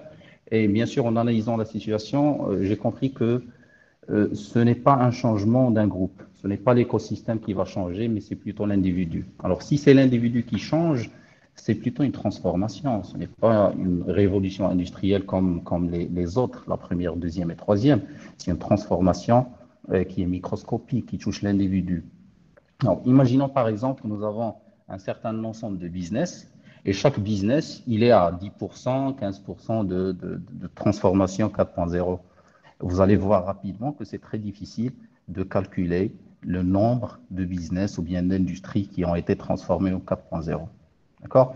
C'est quasi impossible parce qu'il y en a quelques entreprises qui sont toujours à 0% et on a celles qui sont à 10%, 15%. Donc, c'est quoi la limite? Qu'est-ce qu'il faudrait prendre? Faut-il prendre les entreprises d'une façon unitaire? Faut-il prendre le niveau d'intégration des technologies à l'intérieur de ces sociétés-là? Ça reste un petit peu délicat à discuter. Mais ce qui est rassurant, c'est que chaque business, il a sa propre histoire. Donc, ce n'est pas comme on faisait avant dans les autres révolutions industrielles. Il se peut qu'un business A, il est à 70%, un business B, il est à 80%, mais chacun, il a démarré dans une phase. Il y en a le premier qui est toujours dans une instauration de type 3.0. Il travaille en même temps sur 4.0. Le deuxième, il se peut qu'il a eu un ensemble d'échecs, de réussites, d'échecs et de réussites. Du coup, il a plus de maturité, je dirais plutôt stratégique dans sa vision. Donc, on ne se compare pas en industrie 4.0. Ce n'est pas parce que mon voisin il a acheté une solution de type SaaS ou bien IoT ou je ne sais pas qu'il faudrait que je fasse la même chose. Chaque business, il a sa propre histoire. D'accord? Donc, et ce n'est pas aussi simple que ça, ce n'est pas linéaire. D'accord? Ce n'est pas une quantité, ce n'est pas un objectif, c'est-à-dire je vais me transformer d'ici 2 ans, 3 ans. Non, ce n'est pas linéaire. La réalité, c'est que je dois démarrer un ensemble de chantiers. D'accord? Je dois diversifier ces chantiers-là et travailler sur chaque chantier indépendamment de l'autre. Et c'est la synergie qui va résulter de l'ensemble de ces chantiers-là qui va aider un petit peu à transformer mon business. Très bien. Alors, pour répondre à la question pourquoi c'est important de convertir, parce que tout simplement, si on n'agit pas, c'est subir. Subir quoi? Subir les perturbations technologiques, parce que la technologie, elle ne va pas s'arrêter, elle monte d'une façon qui est exponentielle. Subir aussi les exigences en personnalisation, on les voit de plus en plus ici au Maroc, ailleurs, donc c'est très visible. Le client, c'est pour ça que j'ai beaucoup apprécié l'idée de M. Fizazir lorsqu'il a parlé de génération. Donc, le client, il exige un produit personnalisé, un produit qui est unique, qui est propre à lui. Et c'est au système de fabrication de répondre à ces besoins-là. Et c'est ça le marché, c'est ça le nouveau marché. Donc, il faut suivre le marché. Ça rend les produits de plus en plus complexes. Et bien sûr, plus en plus complexes à produire, à fabriquer. La concurrence, elle devient de plus en plus ardue. Les perturbations pandémiques qu'on a vues récemment, et bien sûr les réglementations de type émission CO2. D'ailleurs, même au Maroc, ça va arriver. Vous avez entendu Monsieur le ministre qui a parlé de décarbonisation des produits. La décarbonisation des produits, ce n'est que la première étape. Si on parle aujourd'hui de décarbonisation de produits, des réglementations vont découler. Donc, après la décarbonisation des produits, c'est la décarbonisation des chaînes de valeur, toute la chaîne de valeur, des sites de fabrication. Donc, ça va venir, l'aspect réglementaire. Donc, vaut mieux agir que de subir. Alors, agir, ça va nous permettre de faire quoi? De maîtriser les coûts, une bonne flexibilité et productivité, la visibilité sur toute la chaîne de valeur, des offres qui sont diversifiées et des revenus digitaux qui sont très importants, des gains qui sont récurrents. Je peux vendre un produit physique et les gains récurrents dus aux services digitaux, donc ça va toucher 40 fois, 200 fois, voire 1000 fois, parce que je vends des services qui sont liés à ce produit physique. Et bien sûr, le dernier point, c'est par rapport aux perturbations, que ce soit technologiques, économiques, pandémiques, donc une résilience face au changement. Sur ce point-là, je crois que vous avez vu les exemples d'Amazon, de Zoom, de Google et de Microsoft qui ont réussi à dégager du gain lors de la situation qui était, ou bien la crise qui était pandémique. Alors, avant, puisque nous parlons de ça, avant, on parlait Uber, on parlait Airbnb. Ce n'est plus le cas. Donc, quand on parle Uber, c'est la plus grande société de transport urbain au monde et elle n'a aucun taxi, théoriquement. D'accord? Pour Airbnb, c'est la plus grande chaîne d'hôtels au monde. Elle a zéro hôtel. Ça, c'était avant. Ça, c'était dans les années 2008, 2010, 2015. Ça, c'était macroscopique. On voyait une seule société qui arrivait à changer tout l'environnement de son secteur ou bien de l'activité. Maintenant, ça devient de plus en plus petit. Vous allez remarquer le changement d'une façon régionale. Après, vous allez le remarquer d'une façon locale. D'accord? Après, c'est votre voisin qui va commencer à adopter ce changement-là. D'accord? Le changement n'est plus macro, il est dans un autre micro. D'accord? Il faudrait faire attention. Alors, si on sait qu'on doit agir, on doit répondre à la question comment passer, comment agir, comment passer vers une industrie 4.0. D'accord? Alors, il n'y a pas un bouton magique sur lequel vous allez appuyer, vous allez changer votre industrie en type 4.0, malheureusement. Mais ce qu'il faudrait faire, c'est un ensemble de bonnes pratiques. D'accord? La première des choses, c'est comme dans les sciences physiques, if you can't measure it, you can't improve it. D'accord? Ça, c'est une citation fondamentale en sciences physiques par Lord Kelvin. Si vous ne pouvez pas le mesurer, d'accord, n'importe quelle valeur, vous ne pouvez pas l'améliorer. La même chose s'applique pour le management, pour les transformations. D'accord? La première des choses que je recommande aux décideurs, ou bien aux décideurs, c'est d'auditer les produits et les services. D'accord? Et on ne va pas les auditer d'une façon classique. On va les auditer à répondre aux exigences de l'industrie 4.0. D'accord? Pour un petit peu essayer de quantifier l'écart. D'accord? Par la suite, comment agir? Il faut adopter une philosophie d'amélioration continue. Elle est toujours applicable. Mais ici, c'est une amélioration continue des processus, des opérations et aussi des produits. Ça touche les trois volets. Il faut accepter que la transformation n'est pas immédiate. Ce n'est pas magique, on va se transformer. D'accord? Et il faudrait agir en fonction des besoins identifiés. Donc, rester réaliste. Alors, qu'est-ce qu'on peut faire une fois que nous avons une certaine mesure, nous avons défini notre écart par rapport aux exigences? Nous pouvons commencer avec le business model. Donc, il y a plusieurs sociétés qui ont fait du business model et engineering. C'est-à-dire, je revois comment je donne, comment j'offre mes services et mes produits. Je peux digitaliser les opérations. Je peux revoir la value chain. Ce n'est pas la chaîne logistique, c'est la chaîne de valeur, comment elle est construite. Je peux servitiser l'offre, prendre n'importe quelle offre et la transformer sous forme de service. Je peux appliquer des innovations. Et si innovation produit, je n'ai pas besoin de faire une innovation qui est très grande, de réinventer le produit. Non, des petites innovations qui sont incrémentales. Regardez les téléphones portables aujourd'hui. Année après année, c'est un modèle avec une petite modification. Mais sur le long de 10 ans, quelque chose, on voit qu'il y a une innovation qui s'est appliquée sur le produit. La PLM, et si la PLM, on peut discuter de la PLM produit, on peut discuter du life cycle de la technologie, le big data, machine learning, blockchain et IoT. Bien sûr, on peut agir sur n'importe quel chantier parmi ces chantiers-là. D'accord? Alors, oui, cette notion-là, soit on peut agir directement sur ces chantiers-là, soit on peut faire appel, comme discuté tout à l'heure, à un digital twin, c'est-à-dire une société qui travaille déjà dans le métier et qui peut gérer cette transformation-là ou bien nous assister à gérer ces chantiers-là. D'accord? Alors, nous allons nous concentrer dans ce cas-là sur notre métier cœur, d'accord? Et le digital twin, il va gérer tout ce qui tourne autour de cette transformation-là. Alors, Une petite remarque, j'encourage les sociétés à chercher des digital twins, d'accord, pour initier un petit peu la transformation, mais avec le temps, il faut intégrer ce processus-là dans notre business. Parce que la solution donnée comme ci, c'est vrai qu'elle est profitable. Je peux confirmer qu'elle est très, très, très profitable pour les deux parties, c'est-à-dire l'entreprise physique et son digital twin. Elle n'est pas très équitable pour les deux et pour l'écosystème, et malheureusement, elle n'est pas très viable au long terme. D'accord? Donc, il faut penser avec le temps à insérer opération après l'autre, chantier après l'autre en interne. Bien sûr, la collaboration peut continuer sous une autre forme. Alors, les bonnes pratiques. Ce qui est sûr de réussir, c'est que mesurer avant d'agir. Ça permet de connaître son besoin, d'identifier les pistes. Une adoption précoce est justifiée d'une technologie, n'importe quelle technologie.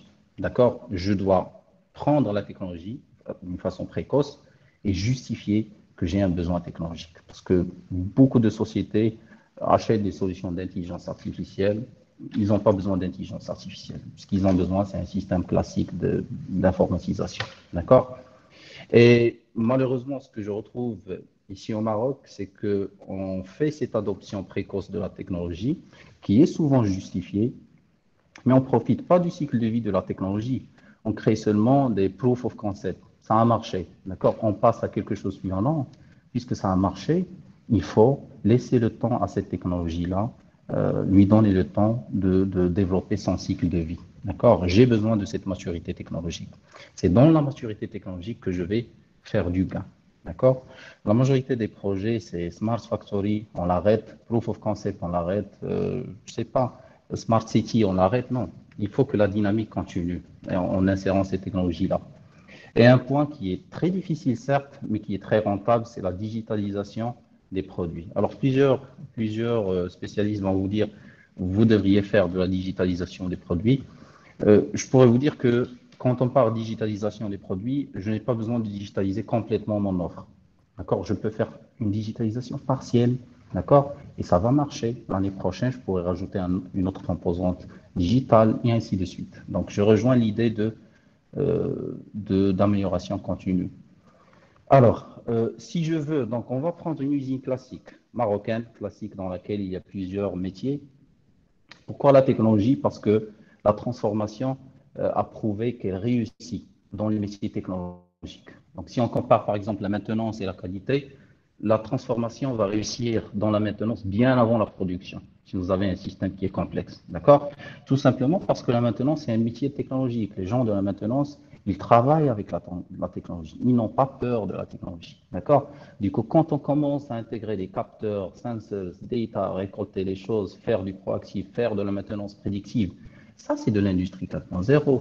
Vous voyez que c'est très proche en maintenance, parce que la maintenance, c'est un métier technologique. Alors, si vous avez un métier technologique, si vous avez un produit technologique, foncez directement vers l'industrie 4.0. D'accord? Mais si vous avez d'autres métiers, d'accord, commencez à déployer d'une façon très stable, d'une façon très zen, d'accord, doucement, une transformation 4.0.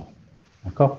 Alors, point suivant, je voudrais parler sur ce qui est sûr de ne pas réussir. La première des choses, ce qui est sûr, c'est ne pas agir. D'accord? Deuxième point, agir sans une feuille de route.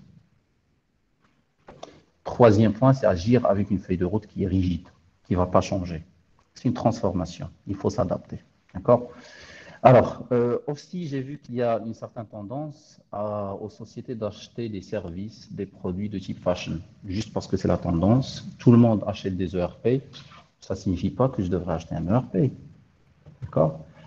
Parce que tout le monde achète un CRM, je ne suis pas obligé d'acheter un CRM. Parce que tout le monde font une transformation digitale frontière, community management, je ne suis pas obligé de faire ça. D'accord? Parce qu'on peut rater sa transformation. Deuxième point aussi important qu'il faudrait discuter ici, c'est investir et s'attendre à un changement.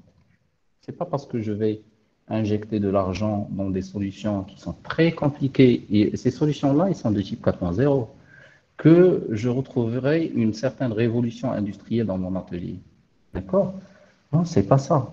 Il faut rester rationnel, il faut accepter que c'est un changement continu, il faut investir rationnellement dans quelque chose dont on a besoin. Et la dernière des choses, c'est faire la course vers des technologies non applicables à notre cas. Exemple, c'est l'intelligence artificielle, le machine learning, big data et d'autres. Si on a besoin de la technologie, on l'adopte. On n'a pas besoin de la technologie, on n'adopte pas. Il faut réfléchir, d'accord? Réfléchir produit, business model, offre, digital twin et autres pistes. Alors, pour clôturer, donc, ce qu'on peut faire, c'est demander aux experts, parce qu'on est toujours dans cette phase d'exploration. On essaye de chercher encore une fois un aspect certain dans un concept qui est toujours incertain, qui n'a pas été très bien défini, encore défini parce qu'on fait toujours la transformation. Faites confiance aux consultants cette fois-ci. Je sais très bien que les entreprises marocaines et les consultants n'ont pas une relation qui est vraiment très, je dirais, côté collaboration. D'accord, on ne fait pas confiance beaucoup aux consultants, sauf pour les métiers technologiques. Ici, je m'adresse à la majorité des PME. D'accord, faites confiance cette fois-ci aux consultants, posez des questions, assistez à ce genre de conférences, à ce genre d'événements, identifiez les chantiers sur lesquels vous allez travailler, pensez à la PLM, pensez à la technologie, d'accord? Adoptez une technologie, réadoptez une autre technologie, d'accord? Auditer et agir, et quand vous allez terminer d'agir, réauditer encore une fois, donc c'est une boucle, et bien sûr, il faut tracer sa feuille. Alors, c'était tout, d'accord? Si vous avez des questions, ou bien pour notre cher public, si vous avez besoin de questions ou bien des idées précises qu'on pourrait discuter par la suite, vous pouvez m'envoyer un mail, mon adresse personnelle ici. Donc, je vais la laisser quelques secondes de temps de faire une capture. Très bien. Et c'était tout. Merci beaucoup. Donc, je reviens à vous, cher Ashraf. Merci à vous, Monsieur Ahmed Haroun Sabri, pour votre intervention sur l'importance, c'est la transformation. Vous avez essayé de présenter la situation de l'industrie marocaine.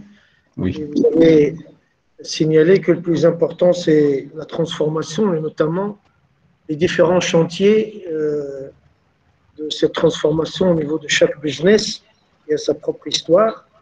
Et donc l'importance de se convertir en tenant compte des coûts, de la productivité, de la diversité de l'offre, de la visibilité sur la chaîne, de la résilience face au changement.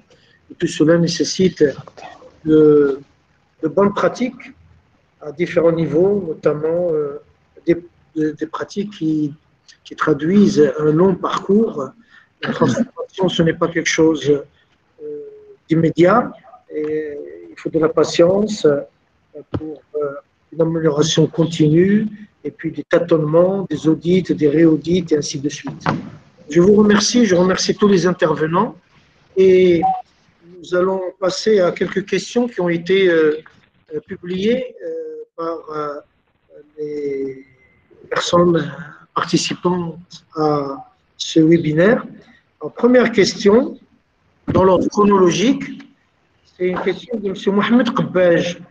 Est-ce que l'industrie 4.0, est-ce qu'elle va détruire l'emploi dans le moyen et long terme? Première question.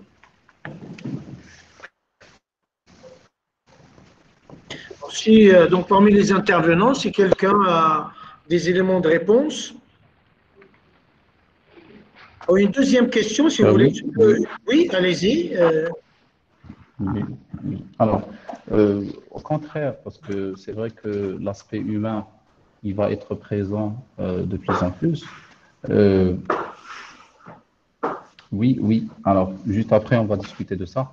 Alors, concernant cet aspect-là d'offres et d'emploi, au contraire, ça va créer plus d'offres parce qu'il y aura une certaine diversification de l'offre.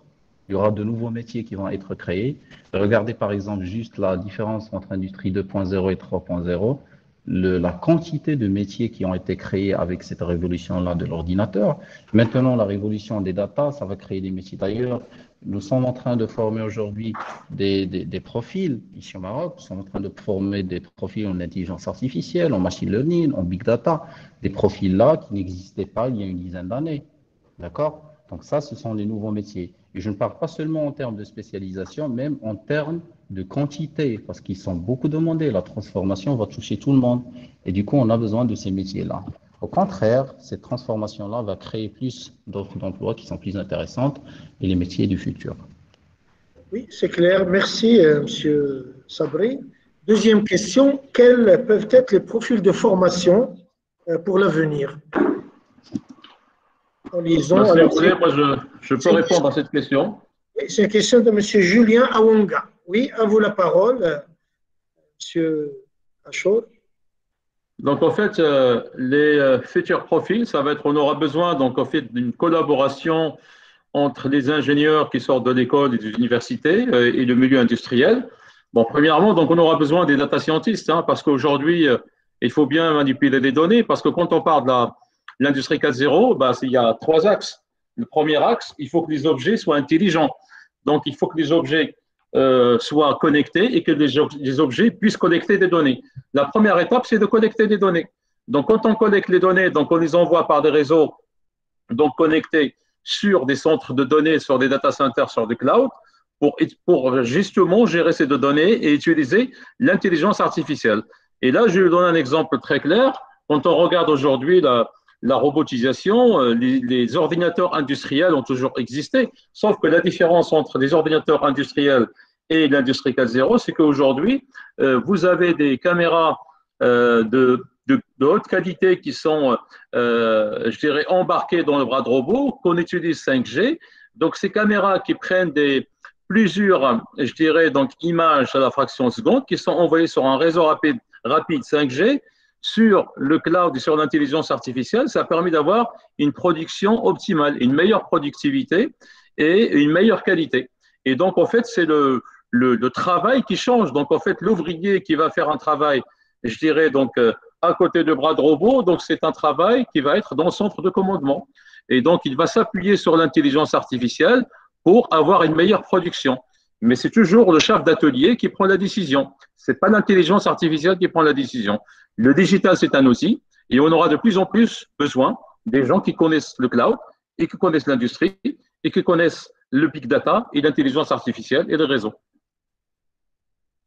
D'accord, c'est clair. Merci, M. Achour. Une autre question qui n'est pas très loin de l'incidence sur l'emploi, c'est quelles peuvent être les incidences de l'industrie 4.0 sur les inégalités sociales, notamment sur l'emploi en général? C'est une question de M. Rachid Chek. Si je peux répondre à cette oui, allez-y. Donc, si je peux répondre à cette question de M. Rachid Chek, si on prend l'histoire, parce que c'est très important aussi de se ressourcer de l'histoire, la révolution en Chine a été faite, ça fait presque 25 ans, et c'est une révolution qui a pris 25 ans.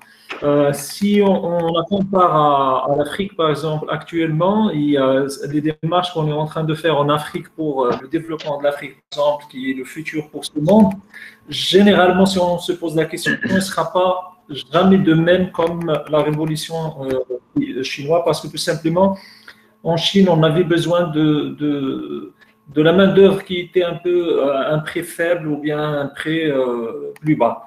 Et donc, les entreprises, elles se transformaient ou bien ils transforment leur activité d'un continent à un autre, d'un pays à un autre, en se basant sur le prix de la main-d'œuvre. Avec l'industrie 4.0, le problème, c'est que tout sera automatisé et il y aura le robot, il y aura beaucoup des machines intelligentes, etc., moins d'êtres humains. Ça veut dire qu'on n'aura pas besoin, nous n'aurons plus besoin d'une main-d'œuvre, même si elle est abondante. Donc, dans ce cas, ça veut dire que la Chine, dans ce qui est en train actuellement, ça veut dire qu'il est en train de l'intelligence même en Afrique, etc., c'est dans ce sens. Et la en intelligence artificielle, etc., des recherches qui sont en train d'avancer le monde. dans le sens que l'industrie européenne et américaine il ne sera plus déplacée dans le futur. C'est à cause aussi qu'ils n'auront plus besoin d'une main-d'œuvre, ça veut dire un prix compétitif ou bien plus bas. Et donc, dans ce sens, ça veut dire l'industrie 4.0, il va certainement et malheureusement se détacher de la main-d'œuvre de la façon dont on connaît actuellement, ça veut dire plus la main-d'œuvre qui fait de petites tâches, etc.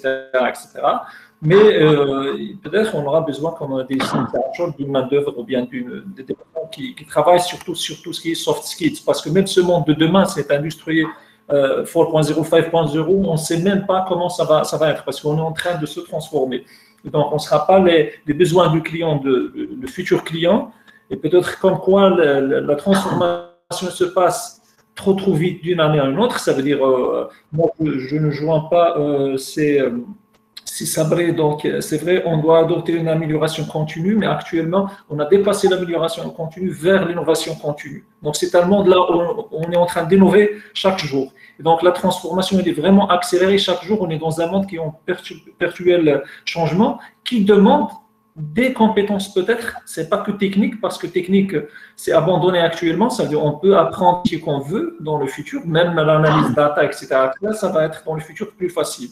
Mais ce qu'on a besoin, c'est des personnes, ou bien des personnes, des employés qui ont les soft skills. C'est pourquoi donc tout le monde il va vers la pensée adoptive, l'intelligence sociale, etc. Donc on a des gens qui peuvent se transformer aussi et transformer leur emploi d'un jour à lendemain. Donc ils ne seront pas vexés parce que ils vont vivre une transformation à l'improviste. Donc à mon avis, c'est dans ce sens, ça veut dire qu'on doit préparer les gens avec des soft skills émotionnels, humaines, plus que le côté technique. Le côté technique, ça va jouer, mais c'est quelque chose qu'on peut apprendre dans tous les cas. Donc, il faut faire très attention à ça.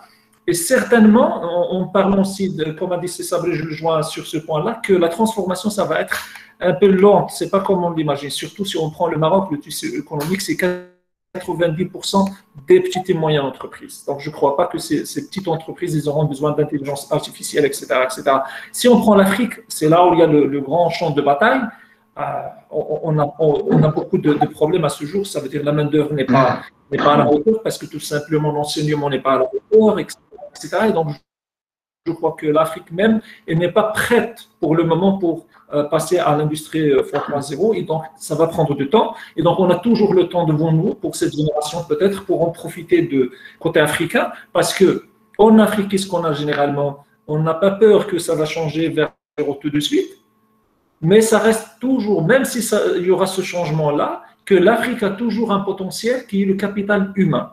Donc, plus d'1 milliard des habitants, ça veut dire qu'on a un marché consommateur qui, même si dans l'autre coin, ils vont inventer avec le 4.0, 5.0, quel que soit le produit, on n'a pas les moyens pour l'acheter, mais on a un marché qui est d'1 milliard et plus d'habitants dans les années à venir. Et donc, si le client qui est roi, donc c'est l'Afrique elle-même qui va proposer ces jeux, malgré qu'il ne va pas passer directement à la 4.0. Et donc, ça, c'est un point qui est très important que le Maroc, l'Afrique aussi, peut jouer sur ce point-là et que le Maroc, il sera toujours entre les leaders de l'Afrique, même si je ne suis pas d'accord sur ce point-là, parce qu'il y a plusieurs pays en Afrique qui sont leaders qui ont dépassé un peu le Maroc en quelque sorte. Voilà de mon côté. Merci, M. Fizazi, pour ces éclaircissements. Et je saute sur une question de M. Mohamed Taibi. L'industrie 4.0, est-ce une évolution ou une révolution? Alors, on a parlé d'amélioration continue. Est-ce que je peux? Oui, exactement. Oui. Alors, c'est une évolution parce que… Oui. Est-ce que vous arrivez à m'entendre? Vous m'écoutez? Oui, nous vous entendons très bien. Alors oui.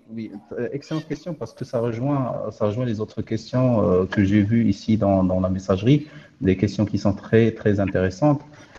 Côté management des connaissances, côté la typologie des choses. Donc, on veut identifier cette industrie 4.0.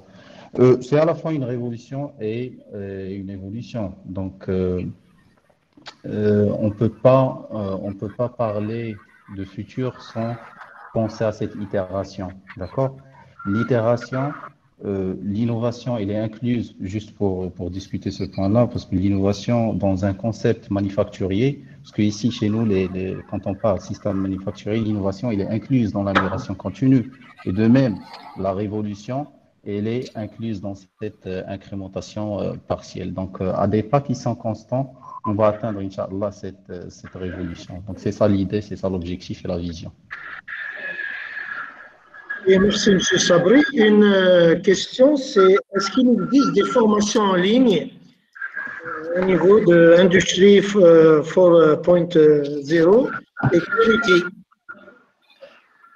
Ben, si vous voulez, moi, je peux répondre à cette question. Oui, Donc, c'est une question qui vient de la part des étudiants. Donc, moi, je vous encourage donc à suivre nos cours. Donc, nous avons une plateforme qui s'appelle Huawei ICT Academy, où je crois probablement, je ne suis pas sûr certain, si l'SGA est un partenaire qui a signé un partenariat avec nous ou pas. Mais en tous les cas, donc, au Maroc, nous avons 20 universités, ou 22, je crois, académies, donc, qui ont signé des partenariats donc, avec Huawei, entre les universités, les écoles d'ingénieurs, je crois qu'on compte 22. Donc, cette plateforme, elle offre quoi? Elle offre des cours de base, donc sur les technologies de stockage, all flash, sur les technologies de IP switching routine, sur les technologies de cloud computing, également des formations sur le big data, sur l'intelligence artificielle et sur la 5G. Alors, ce sont des formations de base au niveau digital, mais qui permettent quand même donc d'avoir donc je dirais donc la formation de base en termes de cloud computing, en termes de big data, et après qu'il faudrait adapter par rapport au secteur d'activité dans lequel le futur ingénieur ou le futur enfin je veux dire le diplômé donc va évoluer dans le secteur d'industrie. Donc si c'est dans l'industrie, donc il peut adapter donc sa formation donc par rapport à l'industrie dans laquelle donc il va travailler. Donc oui, donc nous offrons cette formation, donc elle est gratuite. Et d'ailleurs, donc j'encourage tous les étudiants qui sont là, qui nous écoutent, et les professeurs, donc de suivre ces cours. C'est gratuit et ça vous donne donc la possibilité de passer des tests, des examens, et ce sont des certificats avec une reconnaissance internationale. Merci, M. Hachour. Juste pour vous rappeler, c'est qu'effectivement, l'ISGA a signé une convention avec Huawei Academy. Parfait. Parfait. Alors j'encourage les étudiants à suivre des cours parce que quand vous avez donc un certificat sur le cloud computing, ça veut dire que vous maîtrisez les notions de base de virtualisation de cloud computing. De la même façon, si vous avez un certificat sur le big data, ça veut dire que vous êtes certifié dans le domaine de data scientist. Merci. Donc, avant de passer la parole à Monsieur le directeur général ISGA Rabat, M. Rachid Chakib, je me permets de poser une petite question ou un questionnement. C'est qu'en est-il de l'hégémonie mondiale des GAFA ou des GAFAM? Est-ce que la révolution 4.0 ne va-t-elle pas accroître cette hégémonie et mener vers certaines dépendances digitales s'il n'y a pas une réglementation juridique, politique, fiscale de cette digitalisation?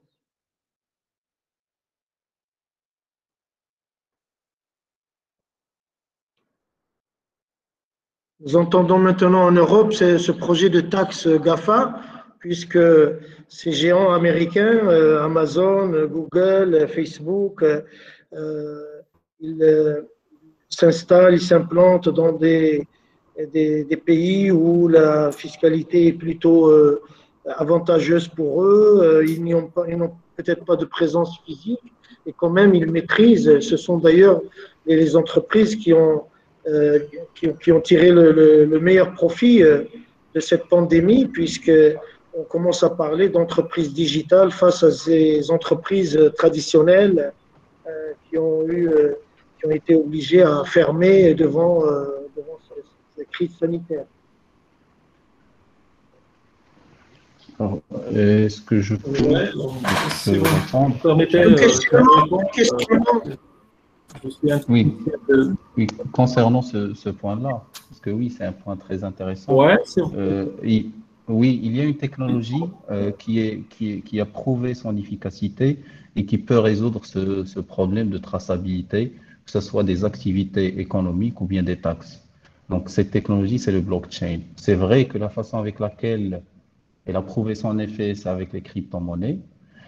Maintenant, nous sommes en train de l'appliquer dans le secteur logistique pour une traçabilité intercontinent, interpays et interculture des activités logistiques.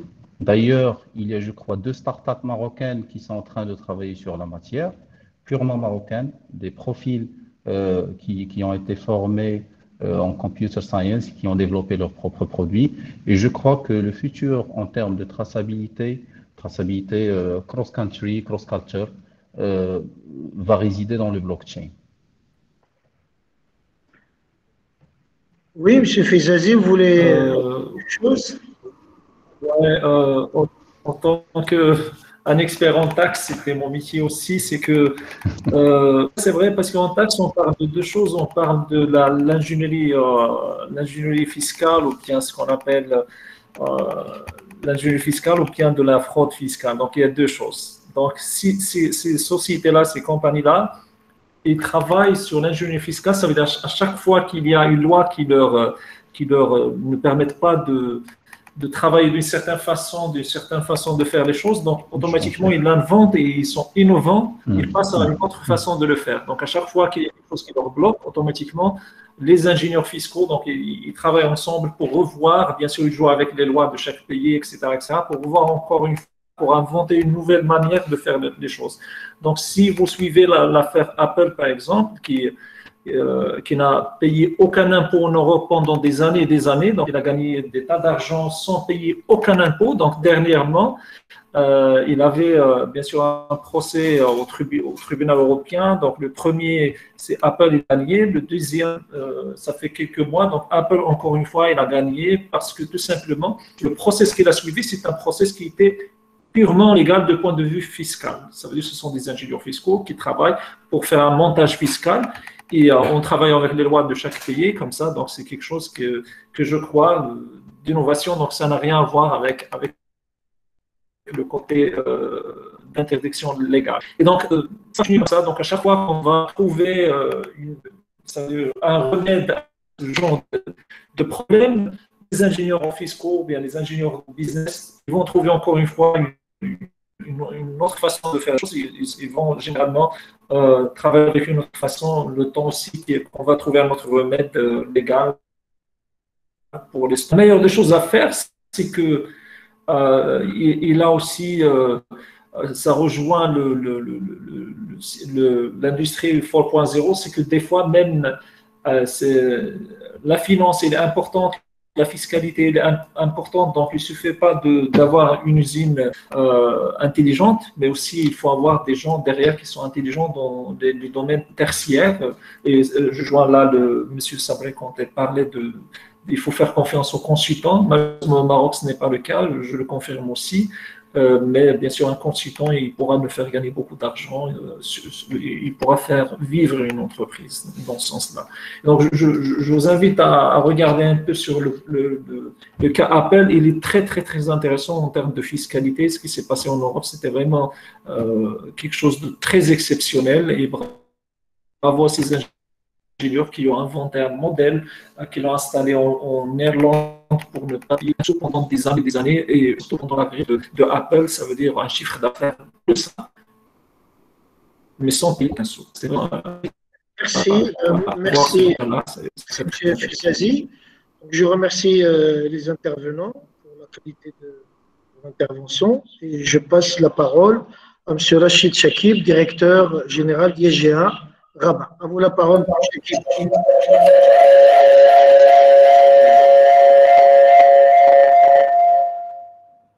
Merci, M. Defadi. Donc, sincèrement, je suis très ravi cet après-midi d'assister à ce webinaire très constructif. qui est très instructif, etc. Et au nom de l'ISGA, je tiens tout d'abord à remercier tous les intervenants. Je les remercie chaleureusement. Les intervenants, M. Fizazi Mohamed, M. Shakib Achour, M. Ahmed Haroun Sabré et M. Mohamed Ashraf Nefzaoui. Je les remercie pour la qualité de leur présentation, pour la clarté de leurs explications et pour tous les éléments relatifs aux aspects économiques, sociaux, managériaux qui ont été développés pour nous éclairer sur ce sujet très important, ce sujet d'actualité qui est l'industrie 4.0 ou le Smart Factory. Je tiens également à remercier nos partenaires, le club des dirigeants marocains et l'association marocaine de comptabilité et de contrôle et d'audit, dont le président c'est M. Ashraf Nefzaoui. Je remercie nos deux partenaires pour leur implication, pour leur engagement sans faille, pour participer et enrichir le débat sur des thématiques très importantes visant le développement de l'économie marocaine et l'économie mondiale de manière générale. Et aussi, je les remercie pour leur implication pour rapprocher les étudiants en cours de formation, comme les étudiants de l'ISGA par exemple, qui, moi j'ai vu parmi les assistants, il y avait beaucoup d'étudiants, de nos étudiants de la filière ingénierie et de la filière management qui ont assisté cet après-midi à ce webinaire. Donc l'implication, l'engagement de ces deux partenaires de rapprocher les étudiants en cours de formation du monde de l'entreprise et de leur permettre d'acquérir des connaissances par un retour d'expérience. Je remercie également toutes les personnes qui ont assisté à ce webinaire et on se donne rendez-vous, Inch'Allah, pour un prochain webinaire. Et je vous remercie également et je vous souhaite une agréable journée. Peut-être il y a M. Nefzaoui qui veut rajouter un mot. Très bien. Merci. Merci, Monsieur le Directeur Général de l'ISGA Rabat. Merci à tous les intervenants. Je tiens en particulier à remercier les intervenants, M. Mohamed Fizazi, c'est Ahmed Haroun Sabri, c'est M. Shakib d'avoir répondu présent à ce webinaire. Et croyez-moi que votre présence, ça nous fait toujours plaisir, ça nous fait toujours réjouir de continuer à collaborer sur d'autres cieux, sur d'autres sujets d'actualité. Et comme ça a été dit, nous donnons rendez-vous, Inch'Allah, pour bientôt dans le cadre d'un autre webinaire. Et merci infiniment pour votre engagement à l'égard et au profit des étudiants. Merci pour votre partage et pour votre savoir. Merci à vous. Merci, à bientôt, Inch'Allah. Allez, au revoir. Merci, merci, à la prochaine.